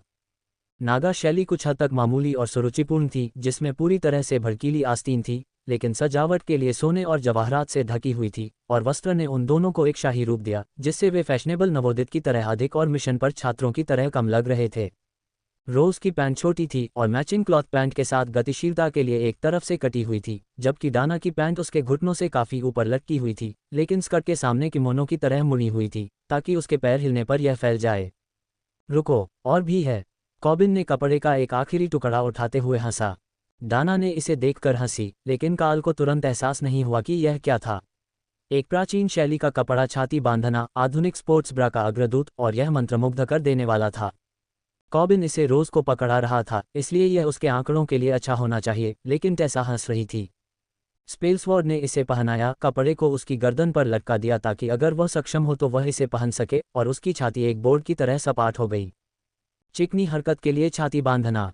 अब क्या यह असुविधाजनक बांधने और अपनी छाती को अपने झूलने के रास्ते में आने से बेहतर नहीं है? कॉबिन ने चिढ़ाते हुए कहा, इस चीज में डैरिल के स्तन मुझसे बड़े हैं, क्या तुम्हें पता है कि इससे मेरे नाजुक स्वाभिमान पर क्या असर पड़ेगा? अगर इससे हाथापाई की सीमा पर हमला करने से होने वाला नुकसान नहीं होता, तो मैं तुम्हारे साथ सौदा कर लेती। तुम अपनी बुढ़ापे में थोड़ा बच रहे हो, तुम इसका उतना ही इस्तेमाल कर सकते हो जितना मैं कर सकती हूँ। रोज ने जवाब दिया। काल वहां गया और राय के लिए आइस कोर उठाया और जल्दी से जरूरी सामग्री को एक कटोरे में इकट्ठा किया। सावधान रहा कि जब वह काय और क्रिस्टल चुराए तो फर्श पर उसकी कला प्रदर्शनी को खराब न करे। इसका इस्तेमाल वह, हॉक और काल कर सकते थे, जिससे उन्हें पैरालिटिक स्ट्राइक का एक नया कौशल प्राप्त करने का मौका मिल सकता था, जिसके बारे में काल जानने के लिए उत्सुक था। जैसे ही तीनों सामग्री कटोरे में जमी, वे जल्दी से एक पेस्ट में बदल गईं, जिससे संपर्क में आने पर काय और क्रिस्टल घुल गए। इसलिए काल ने इसे 3 भागों में विभाजित किया। प्रत्येक एक बड़ी शीशी थी, इसलिए उसे उम्मीद थी कि यह पर्याप्त होगी। हम यहाँ एक ब्रेक लेंगे और कुछ सहनशक्ति और मन को पुनः प्राप्त करेंगे। मेरा सुझाव है कि जब हमारे पास समय हो तो कुछ ट्रेल मिक्स खाएं और कुछ पिएं। एलिस ने घोषणा की जब पिछली लड़ाई से सब कुछ वितरित किया गया था। उन्हें उस अजीब तरह से टिकाऊ शमन के बाद आराम की आवश्यकता थी। अध्याय 248 स्तब्ध प्रश्नवाचक चिन्ह। जब सभी आराम करने के लिए बैठ गए तो तीनों जानवर अपने स्थानों पर लौट आए, जहां वे सबसे तेजी से ठीक हो सकते थे, और काल ने ध्यान लगाना शुरू कर दिया। अपनी ऊर्जा और मानसिक ध्यान को पुनः प्राप्त किया, हालांकि उसकी सहनशक्ति ताज़ा बिजली द्वारा ठीक हो गई थी। हॉक और रे दोनों ने तुरंत अपने पोषण पी लिए, इससे पहले कि हॉक ने काल के दिमाग में हकलाना और शाप देना शुरू कर दिया क्योंकि ठंडा तरल उसके पेट में पहुंच गया था। तुमने मुझे बर्फ तत्व खिलाया, उसने शिकायत की। इसमें आपको लकवा मारने वाले हमले सिखाने का मौका है। काल ने गुस्से में पक्षी को शांत करने की उम्मीद करते हुए समझाया। मिश्रण ने उस पर कुछ प्रभाव डाला और हॉक के पंजे थोड़े और क्रिस्टलीय हो गए और उसका शरीर थोड़ा और शक्तिशाली हो गया, लेकिन ऐसा लगा कि उसने इससे कोई कौशल हासिल नहीं किया। रे ने पोषण के बारे में शिकायत नहीं की, इसमें प्राकृतिक अंधेरे की आरामदायक भावना थी, लेकिन उसने कौशल भी हासिल नहीं किया। काल ने उसे आखिरी खुराक देने पर विचार किया, लेकिन उसने कहा कि यह उसके लिए भी अच्छा था, और अब जब उन्हें पता था कि यह कैसा दिखता है, तो उन्हें और अधिक आइस कोर मिल सकते थे।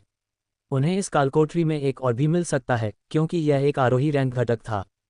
इसलिए उसने औषधि पी ली और अपनी नसों में ठंडक महसूस की, और फिर थोर से प्राप्त ताज़ा बिजली के साथ विलीन हो गई। नया कौशल प्राप्त हुआ, स्तब्ध पहचान कौशल ने ऐसा नहीं कहा, लेकिन वह इसे ले लेगा। एक स्तब्ध प्रहार कुछ ऐसा था जिसकी समूह में कमी थी, और चूंकि वही था जो इसे जानता था, वह इसे रिकॉर्ड करने के लिए कौशल पुस्तक का उपयोग कर सकता था और बाद में खुद को कुछ ब्राउनी पॉइंट अर्जित कर सकता था जब वह खुद को मुसीबत में पाता और उसे बाहर निकलने का रास्ता चाहिए होता। यह उसकी युद्ध रणनीति को भी बदल देगा। स्तब्ध एक हाथापाई रेंज कौशल था, जो कोई बड़ी बात नहीं थी, लेकिन अगर वह इसके साथ आगे बढ़ता, फिर लक्ष्य बदलता, तो स्पाइडर गोलेम असहाय लक्ष्य पर घात लगा सकते थे। उसे नहीं पता था कि यह कितने समय तक चलेगा या जीव इसका कितना प्रतिरोध करेंगे, लेकिन उनकी इतनी कोमल सेवा के तहत कुछ सेकंड भी स्पाइडर गोलेम्स के लिए अधिकांश लक्ष्यों को नष्ट करने के लिए पर्याप्त थे। कुछ मिनटों के आराम के बाद एलिस और कॉबिन फिर से बाहर निकलने के लिए तैयार हो गए। वे समूह का नेतृत्व करेंगे, अपने लंबी दूरी के हमलों से नागा के समूहों को आकर्षित करेंगे, लेकिन इस बार एलिस के पास एक अतिरिक्त निर्देश था। थोर को थोड़ा आराम करने दो। हमें कुछ क्षेत्रों से चुपके से गुजरना होगा, और यह उसके लिए आसान नहीं होगा। ये दलदली भूमि है, और जबकि लाइटनिंग सेरो को इससे गुजरने में कोई समस्या नहीं है, यह एक मौन प्रक्रिया से बहुत दूर है। उसने समझाया। ठीक है, वह थोड़ा आराम कर सकता है। मैं रे को भी वहीं छोड़ दूंगा, लेकिन जब हमें उनकी ज़रूरत होगी तो वह अपने गोलेम्स को बाहर बुलाएगी। अगर हम चुपके से जा रहे हैं तो समूह जितना छोटा होगा उतना ही बेहतर होगा। काल सहमत हो गया। उसके बाद अगली लड़ाई तक सभी गोलेम को हटा दिया गया और समूह ने नागा गश्ती मार्ग का अनुसरण करते हुए दलदल के घने पत्ते के माध्यम से अपना रास्ता बनाना शुरू कर दिया, लेकिन क्रिस्टलीय पेड़ों के बीच उगने वाले लंबे पौधों के बीच दृष्टि से बाहर रहना शुरू कर दिया। अगला समूह सड़क के किनारे एक समाशोधन में खड़ा था, और काल ने राय से यह सुनिश्चित करने के लिए जांच की कि उसे पता था कि योजना क्या थी। वह दलदल के पानी से दूर अपने स्थान पर सुरक्षित रूप से छिपी हुई थी, लेकिन हॉक दाना को एक मोबाइल फायर प्लेटफॉर्म के रूप में उपयोग करने के लिए बाहर आया। वह वास्तविक लड़ाई से काफी दूर होगी, और उसके बैकपैक ने उसे उसके सिर के ऊपर देखने के लिए सही ऊंचाई पर रखा। कॉबिन ने सिर हिलाया और लड़ाके दुश्मनों पर घात लगाने के लिए फैल गए, एक कमांडर रैंक स्पेल कास्टर और 4 जागृत योद्धा। उसके संकेत पर काल ने लड़ाई में हमला किया, चुपचाप पानी से बाहर छलांग लगाई और स्पेल कास्टर को प्रतिक्रिया करने से पहले स्तब्ध से मारा। कोई दृश्य नहीं था प्रभाव, लेकिन ये बिल्कुल भी नहीं हिल रहा था, भले ही एलिस की हवा के ब्लेड और कॉबिन की जादुई तलवार ने इसे अलग कर दिया हो। जब रे ने उन्हें बुलाया तो स्पाइडर गोलेम सीधे योद्धाओं पर टूट पड़े और पूरा समूह बिना किसी आवाज के खत्म हो गया। इस तरह अगले 1 घंटे तक लड़ाई चली। दलदल से एक त्वरित घात, और फिर शवों को लूटना और गश्ती दल के ध्यान में आने और अलार्म बजाने से पहले ही नजरों से ओझल हो जाना। फिर वे खुद को एक चौराहे पर पाते हैं। 2 गश्ती दल थे, दोनों उनकी ओर आ रहे थे, और एक और प्लेटफॉर्म पर एक और बड़े आकार का नागा था। हम अलग हो जाएंगे। दाईं ओर का गश्ती दल जागृत है और उसके पास एक आरोही नेता है, इसलिए डेरिल, रोज और दाना, आप थोर के साथ उस पर हैं। दूसरा आरोही सदस्यों वाला एक कमांडर है, इसलिए हम में से बाकी लोग थोर के लौटने तक उस पर ध्यान केंद्रित करेंगे। एक बार जब वे हो जाएंगे तो हम बड़े आकार के नागा से निपटेंगे। मुझे क्षेत्र में कोई और नागा नहीं दिख रहा है, इसलिए ये कालकोठरी का अंत हो सकता है। कुछ कालकोठरी बहुत बड़ी हैं, अन्य इस तरह छोटी हैं, कॉबिन ने समझाया। काल ने सिर हिलाया। कॉल करें और मैं स्पाइडर गोलेम के साथ एक समूह पर हमला करूंगा जबकि थोर दूसरों के लिए जाएगा। थोड़ा इंतजार करें, हम चाहते हैं कि वे सभी मौलवियों की पहुंच में रहें। ये 2 लड़ाइयां होंगी, लेकिन मैं समूह को पूरी तरह से विभाजित नहीं करना चाहता, उसने उत्तर दिया। प्रिंस कॉबिन एक सावधान रणनीतिकार थे और काल बता सकते थे कि उनकी सावधानी कुछ बिंदुओं पर एलिस को परेशान करने लगी थी, लेकिन वह इस पर सहमत थी। निचले रैंकों को बहुत दूर भेजना उन्हें खतरे में डाल सकता था यदि कोई घात था जिसे वे चूक गए थे। कॉबिन ने अपनी उंगलियों पर 5 से उल्टी गिनती की और काल ने हमला शुरू करते ही दूसरे समूह के सामने थोर को बुलाया। गश्ती में कमांडर उसे आते देखकर बहुत हैरान नहीं हुआ, लेकिन जब रे ने अपनी जगह छोड़ी तो स्पाइडर गोलेम अचानक उसके कंधों पर दिखाई दिए। ये निश्चित रूप से अनजान था और संतुलन के लिए अपने लंबे शरीर को अपने नीचे लपेटते हुए पीछे हट गया। बहुत दूर नहीं, क्योंकि काल को परवाह नहीं थी कि उसका पहला हमला किसी महत्वपूर्ण क्षेत्र पर था। स्तब्ध कमांडर के निचले शरीर पर लगा और यह एक पल के लिए सुस्त हो गया। बस इतना ही समय था कि स्पाइडर गोलेम और रे ने इसे घेर लिया। कमांडर ने 4 भुजाएं, लेकिन ऊपरी 2 जल्दी ही स्थिर हो गए क्योंकि गोलेम ने उन पर वार किया और उन्हें एक अजीब कोण पर वापस खींचने के लिए अपने कई अंगों का इस्तेमाल किया। राय अधिक व्यवहारिक थी और उसने लंबी पूंछ के लिए काम किया और प्राणी को बहुत अधिक खून बहाने के लिए लेसरेट के साथ जितनी बार हो सके उसे काटा। यह अभी भी अपनी निचली भुजाओं से काल के ब्लेड को रोकने की कोशिश कर रहा था और काल ने मानसिक रूप से गणना की कि किक्स्टन उसके रैंक से ऊपर के प्राणियों पर केवल सीमित प्रभाव डालता है, उन्हें धीमा कर देता है, लेकिन उन्हें पूरी तरह से स्थिर नहीं करता जब तक कि उसे एक ठोस हिट न मिले।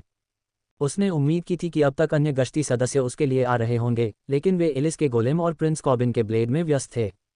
काल ने थोड़ी देर के लिए सोचा कि हॉक इस सब में कहाँ था, और फिर याद आया कि वह दाना के बैकपैक पर बैठा था और उसे स्पष्ट आदेश नहीं दिए गए थे, इसलिए वह शायद अभी भी वहाँ था।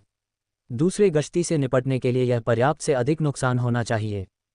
काल ने और हमले नहीं किए, उसने कमांडर को केवल व्यस्त रखा, क्योंकि राय और उसके गोलेम ने उसे टुकड़े टुकड़े कर दिया, जिससे वह काल की बाहों में गिर गया और रत्नों के ढेर और चेन मेल कवच के टुकड़े में गायब हो गया। जागृत टीम को अपने समूह के साथ कोई समस्या नहीं थी और वे हत्याओं में केवल कुछ सेकंड पीछे थे। इसका मतलब शायद ये था कि हॉक सुस्त था, क्योंकि गश्ती दल के साथ केवल एक आरोही सदस्य था, लेकिन कोई घायल नहीं हुआ, इसलिए सब ठीक था, जो अच्छी तरह से समाप्त हुआ। हर कोई उस ओर मुड़ा जहां बड़े आकार का नागा मंच पर खड़ा था।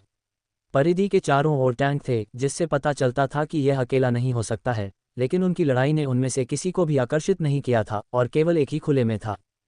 क्या हमारे पास कोई योजना है?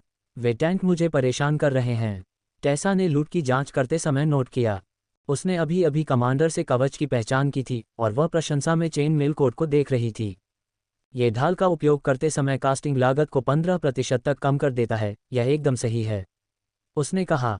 बहुत बढ़िया, मुझे नहीं लगता कि हम में से कोई भी आपसे ईर्ष्या करेगा, काल ने उत्तर दिया। भले ही यह कमांडर रैंक कवच का टुकड़ा हो, टेसा ने समूह के चारों ओर देखते हुए पूछा। प्रिंस कॉबिन ने ठहाका लगाया। आप हम में से एकमात्र हैं जिसके पास ढाल है। उसे कल ही यह मिल गई थी, लेकिन उसकी बात सही थी। दूसरों में से किसी के पास ढाल नहीं थी या इसका उपयोग करने का कोई इरादा नहीं था।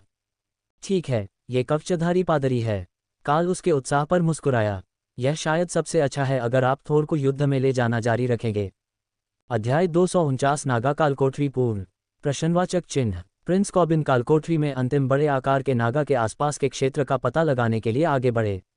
ये संभवतः सबसे कठिन लड़ाई थी और ये लगभग निश्चित रूप से समान शक्ति वाले 10 सेनानियों के लिए डिज़ाइन की गई थी, लेकिन उनमें से कोई भी वास्तव में नहीं जानता था कि कालकोठरी के प्रवेश द्वार पर काले और सफ़ेद वस्त्र पहने हुए आदमी का मतलब किस तरह के सेनानियों से था।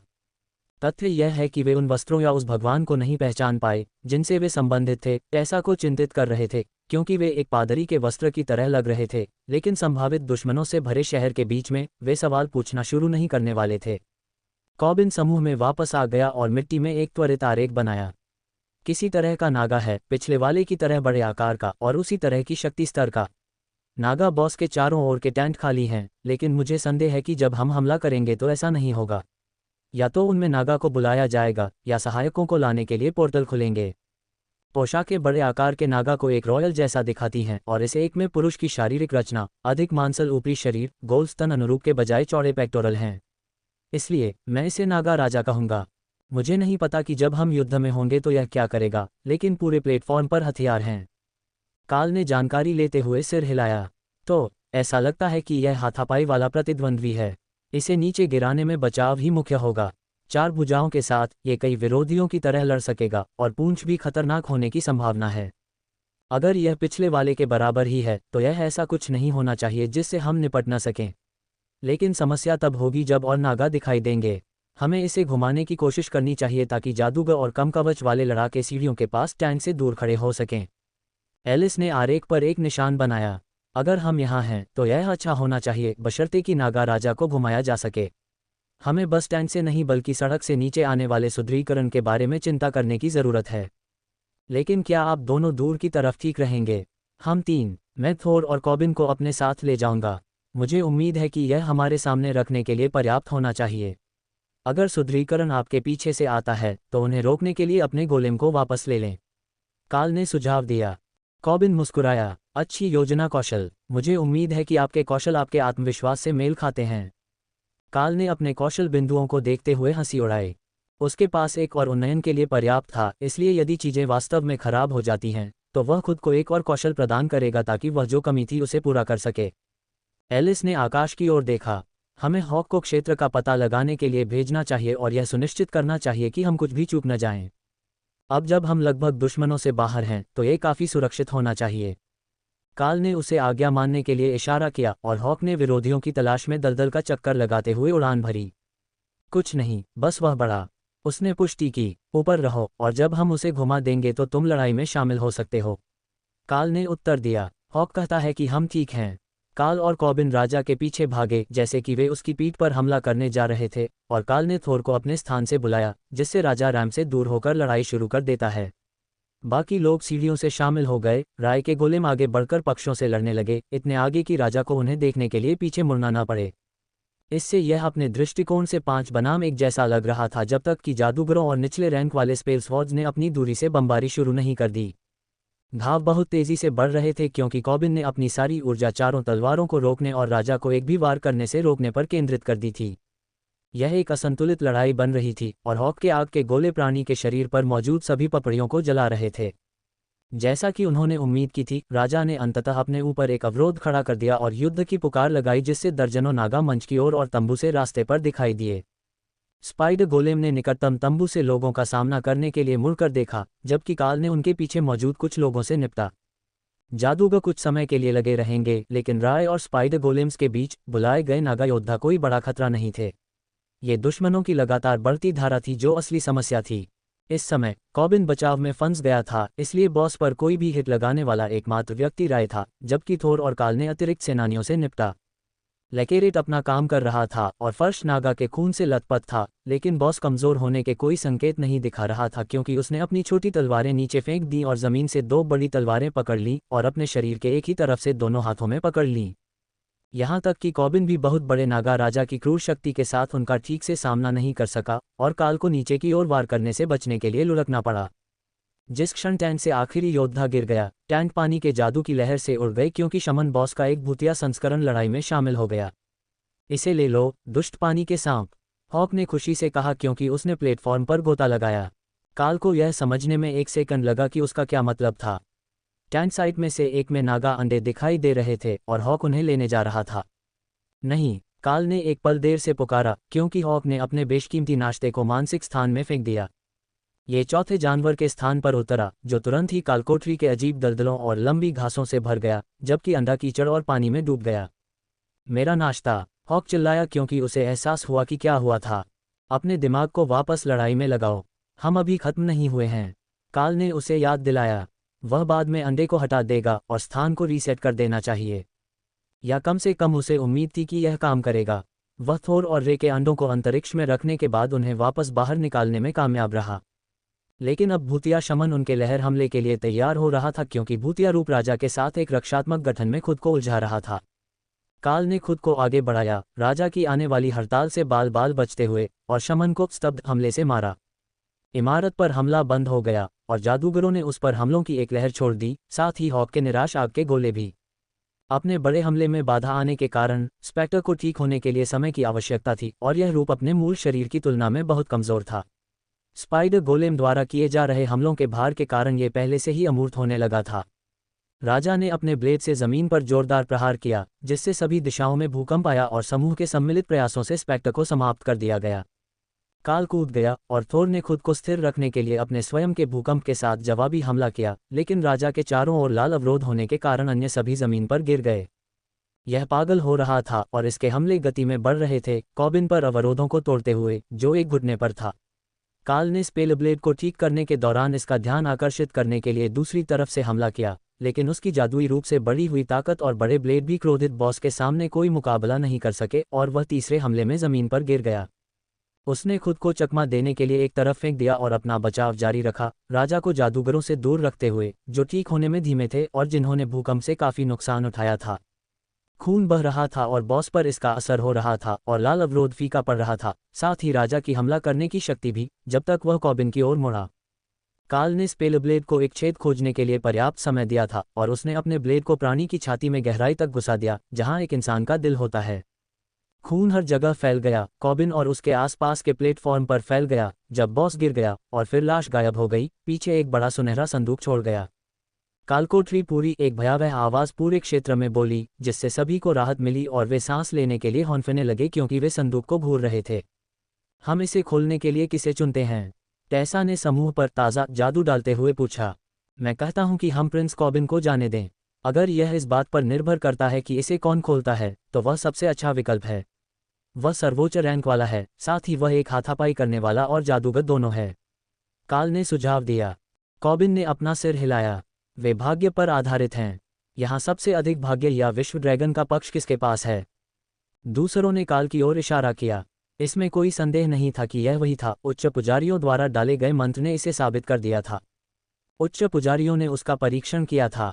लॉर्ड्स ने भ्रमित स्पेल्सवॉर्ड्स को समझाया। अध्याय 250 बोनस। काल ने हाथ बढ़ाकर संदूक को छुआ, जो खुल गया। पुरस्कार दिए जा रहे हैं, उसी आवाज ने घोषणा की। सबसे ज्यादा नुकसान पहुंचाया, रे। बोनस पुरस्कार दिया गया।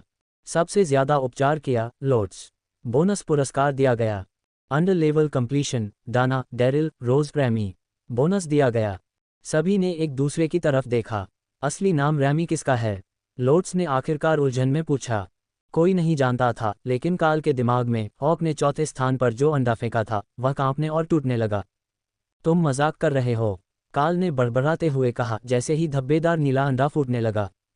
इसे बाहर भेजो, बेवकूफ पानी का सांप, हॉक ने मांग की। बहुत देर हो चुकी है, बॉन्डिंग पूरी हो चुकी है और उन्हें डेंगॉन से एक पुरस्कार मिला है। काल ने उसे सूचित किया। अब उसे बस ये पता लगाना था कि उसने अपने चौथे साथी के रूप में किस तरह का नागा प्राणी प्राप्त किया है। रैमी मेरे चौथे मानसिक स्थान में एक हैचलिंग है। हॉक ने बॉस प्लेटफॉर्म से एक अंडा फेंका, उसे खाने का इरादा रखते हुए। काल ने समझाया। लॉर्ड्स जोर से हंसी, जो तब तक तीव्र होती गई जब तक कि वह अपने मध्य को पकड़कर जमीन पर लौट नहीं गई। उसके चेहरे पर खुशी के आंसू बह रहे थे। हॉक ने आपके चौथे साथी के रूप में नागा को चुना। ओह, यह अमूल्य है, उसने हौंफते हुए कहा। हॉक ने हंसते हुए पादरी पर एक आग का गोला फेंका, लेकिन उसके चारों ओर ताज़ा बिजली अवरोध ने उसे बिना नुकसान पहुंचाए रोक दिया। सॉरी हॉक, लेकिन यह वास्तव में बहुत मज़ेदार है। लॉर्ड्स आखिरकार माफ़ी मांगने में कामयाब रहा। वे एक टीम के सदस्य और लॉर्ड्स की प्रतिक्रिया से इतने विचलित थे कि जब स्पाइडर गोलेम ने घास में लकड़ी के भाले दागना शुरू किया तो हर कोई लगभग चूक गया। मुझे एक नया कौशल मिला है, भाला। देखो, मैं इसे अपने रेशम से भी कर सकता हूँ, राय ने उन्हें सूचित किया। फिर रेशम का एक तीर जैसा आकार का एक विस्फोट किया जो मंच से थोड़ी दूर एक पेड़ पर जा लगा।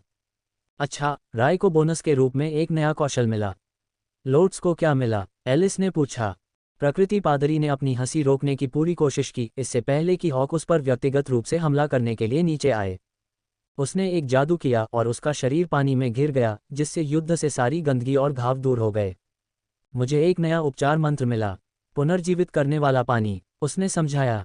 फिर सभी ने अपना ध्यान उन 3 अन्य लोगों पर लगाया जिन्हें आवाज़ ने बोनस पाने के रूप में नामित किया था। वे अभी भी सदमे में थे और उन्होंने खुद की जांच नहीं की थी, लेकिन दूसरों के लिए यह स्पष्ट था कि वे सभी हाल ही में आरोही रैंक के जादूगर या स्पेल्सवॉर्ड थे। काल के दिमाग में एक कोमल, थोड़ी भयभीत आवाज़ आई। दुष्ट पक्षी यहाँ मुझ तक नहीं पहुँच सकता है न? रैमी ने फुसफुसाया। नहीं, वह तुम्हारे पास नहीं पहुँच सकता, वह तुम्हारा स्थान है, काल ने उसे आश्वस्त किया। रैमी, जैसा कि डिंगोन ने उसे बुलाया था, एक छोटा नीला सांप था जिसके पास चमकते हुए क्रिस्टलीय तराजू, उसकी पीठ पर एक काला घूमता हुआ पैटर्न और सुनहरे पेट के तराजू थे। उसका सिर कोबरा की तरह ढका हुआ था, नागा के समान, लेकिन वह निश्चित रूप से पूरी तरह सांप थी। हाँ, सुरक्षित, उसने कहा, फिर एक छोटा सा जादू डाला जिससे 4 छोटे पानी के तंबू बने, जिन्हें उसने बेसबॉल की तरह ही घुमाया। अंपायर ने इसका इस्तेमाल किया, और काल को आश्चर्य हुआ कि उसने ये कहाँ से सीखा। एक शिशु स्पिरिट स्नैक, जैसा कि रैमी प्रतीत होता था, एक मानव जैसा प्राणी नहीं था, वे एक जादुई जल सांप थे जो गोल्डन ड्रैगन राष्ट्र में मौजूद थे। काल अपने शोध से उनसे केवल अस्पष्ट रूप से परिचित था, लेकिन वे एक मजबूत कमांडर रैंक का खतरा थे और 10 मीटर तक बढ़ सकते थे। लेकिन लोड्स को पता था कि उन्हें आध्यात्मिक जानवरों में से एक माना जाता था, क्योंकि वे विभिन्न प्रकार के उन्नत जादू विकसित करने के लिए जाने जाते थे, और जब वे वयस्क होने के बाद परिपक्व होते थे तो वे स्वाभाविक रूप से 3 दिशाओं में से एक में विकसित होते थे। वे या तो नागा योद्धा, नागा कार्यकर्ता या संरक्षक स्पिरिट स्नैक बन जाते थे। तीसरे प्रकार ने कभी भी मानवीय विशेषताओं या अतिरिक्त बुद्धिमत्ता हासिल नहीं की, और इसके बजाय अपने सरीसृप शरीर को विकसित करने पर ध्यान केंद्रित किया। काल ने नए सदस्य पर ध्यान केंद्रित किया, ये देखने की पूरी कोशिश की कि वह टीम के सबसे नए सदस्य के बारे में क्या बता सकता है। पालतू जोड़ा गया, रैमी, शामन राजकुमारी, रैंक आरोही। उसे इसकी उम्मीद नहीं थी। वह छोटी थी, लेकिन जाहिर है वह एक आरोही रैंक शामन के रूप में पैदा हुई थी। निरीक्षण ने उसे यह नहीं बताया कि उसके पास क्या कौशल थे, लेकिन वे तार्किक रूप से पानी से संबंधित होंगे, क्योंकि वह किसी तरह नागा से संबंधित थी। एक छोटा नीला स्पिरिट स्नैक जिसकी पीठ पर काले पैटर्न, एक पीला सुनहरा निचला भाग और एक पच्चे के आकार का सिर है। कॉबिन ने सुनहरे खजाने की छाती में हाथ डाला और उसके चेहरे पर एक उलझन भरी नजर आई। कॉबिन को सदस्य पुरस्कार दिया गया। कालकोठरी की आवाज ने घोषणा की। मुझे लगता है कि हम बॉक्स से वह नहीं चुन सकते जो हमें चाहिए। खैर, हम बाद में व्यापार कर सकते हैं, मुझे लगता है। उसने अपने हाथों में सुनहरे ब्रेसलेट को देखते हुए टिप्पणी की। वे नाग की छवियों के साथ जटिल रूप से उकेरे गए थे और ऐसा लग रहा था कि उनमें किसी तरह का सार्थक जादू होना चाहिए। काल के अनुभव में सबसे शक्तिशाली सामान हमेशा सबसे अच्छा दिखता था। थोर ने अपना थूथन बॉक्स में डाला, ये देखने की कोशिश करते हुए कि वहाँ क्या है, और एक हार के साथ वापस आया। थोर को भी चमक मिलती है, ये तो कमाल है। लोड्स हंसा जब आवाज ने घोषणा की कि थोर को उसका इनाम मिल गया है। हॉक ने लाइटनिंग सेरो से अपना संकेत लिया और अपने मुंह में एक बड़ा लाल रत्न लेकर छाती से बाहर आया। एक रत्न जिसे उसने तुरंत खा लिया, जिससे वह जादू से भड़क गया। चलो कमांडर, आप ये कर सकते हैं। उसने खुद को खुश किया क्योंकि उसके शरीर में शक्ति बढ़ गई थी। जब काल को लगा कि वह असफल होने वाला है, फ्लेमिंग बॉडी शक्ति से भर गई और हॉक की आंखें एक चमकदार चमकती नीली हो गईं जो एक लौ की तरह चमक रही थी। ये हॉक के लिए कमांडर रैंक की उन्नति है, काल ने स्पष्ट रूप से कहा, जबकि अन्य लोगों ने उसका उत्साहवर्धन किया। एक के बाद एक अन्य लोग अपने पुरस्कार लेने के लिए अंदर पहुंचे और गियर लेकर वापस आए। राय को एक छायादार रत्न मिला जिसे उसने भी खा लिया, हालांकि यह उसे पूरे रैंक तक आगे नहीं बढ़ा पाया। काल आखिरी में था और जब वह छाती में पहुंचा तो रैमी उसके हाथ पर दिखाई दी। काल को सदस्य पुरस्कार दिया गया। रैमी को सदस्य पुरस्कार दिया गया। हॉक झुंझलाहट में चिल्लाया। उसने कुछ भी नहीं किया। जब लड़ाई खत्म हुई तो वह पैदा भी नहीं हुई थी। काल ने आह भरी। देखो, तुम दोनों को साथ रहना होगा। मुझे ये भी पता है कि तुमने उस घोंसले से दूसरे अंडे पहले ही खा लिए हैं, इसलिए ऐसा दिखावा मत करो कि तुमने कोई कीमती चीज़ खो दी है। उसने रैमी के आत्मसंतुष्ट रवैये को महसूस किया। हॉक ने उसके लिए प्रतियोगिता को खत्म कर दिया था। अब उसे बस हॉक को खत्म करना था और वह जीत गई। क्या जीता? काल निश्चित नहीं था, लेकिन उसने मानसिक रूप से उस बच्चे राक्षस को दंडित किया। इसका मतलब है कि आप भी दूसरों के साथ मिलजुल कर रहो।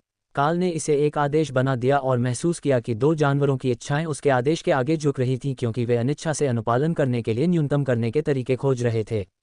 अब रैमी के 4 पानी के तंतुओं में से 2 में एक भाला था, जबकि काल एक साधारण सुनहरे सिक्के को देख रहा था।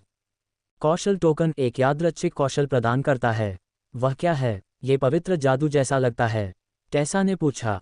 यह उपयोग करने पर एक कौशल प्रदान करता है, काल ने समझाया। वाह, यह एक कौशल पुस्तक की तरह है। कौन सा कौशल? उसने जवाब दिया, ये देखने के लिए उत्सुक कि काल को कौन सी नई शक्ति मिलेगी।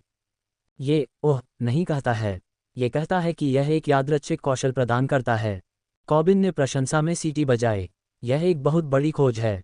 ये या तो आपके पास मौजूद सबसे मूल्यवान वस्तु हो सकती है, या फिर आपको मिलने वाला सबसे निराशाजनक बोनस। मैंने पहले भी ऐसा कुछ देखा है, और जब ये यादृच्छिक कहता है तो इसका मतलब यादृच्छिक होता है, पूरी तरह से यादृच्छिक। ऐसी स्थिति में क्या मुझे इसे रोक देना चाहिए? काल ने पूछा। मुझे नहीं लगता कि आप इसका इस्तेमाल कब करते हैं इससे कोई फर्क पड़ता है। कॉबिन ने कंधे उचका दिए। एकमात्र समस्या ये थी कि काल को नहीं पता था कि सिक्के का इस्तेमाल कैसे करना है। वह सिर्फ इतना जानता था कि यह क्या करता है, सिक्के के जादू ने उसे इतना ही बताया। इसे पलटें, टेसा ने सुझाव दिया। अगर यह यादृच्छिक था तो सिक्का उछालना समझ में आता है, काल ने माना। उसने सिक्के को देखा जिसके दोनों तरफ वर्ल्ड ड्रैगन का लोगो था, इसलिए कोई हेड या टेल नहीं था।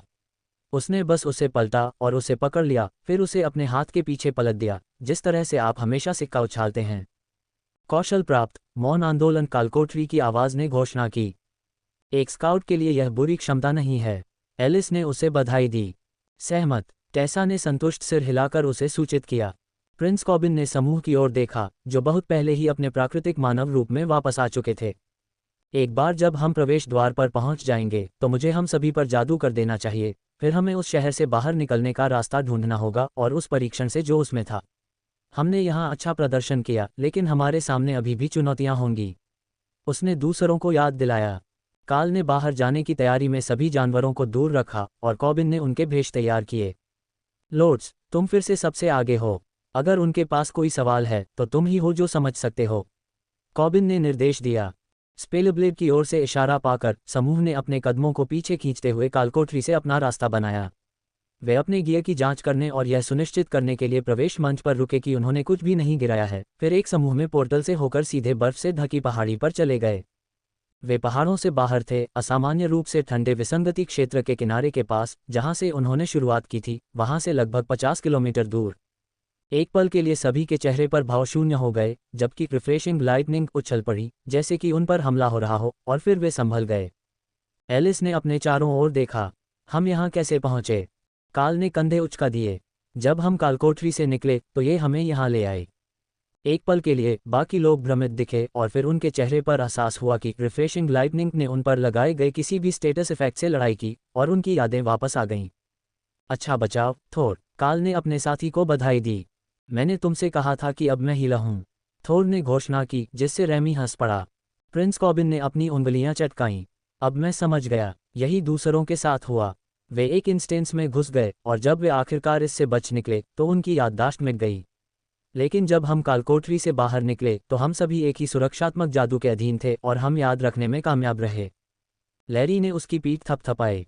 अच्छा काम, बॉस, हम 10 मिनट तक नागा राजा द्वारा आपको मारे जाने के बिना नहीं रह सकते थे, लेकिन हमारे पास जश्न मनाने के लिए और भी बहुत कुछ है।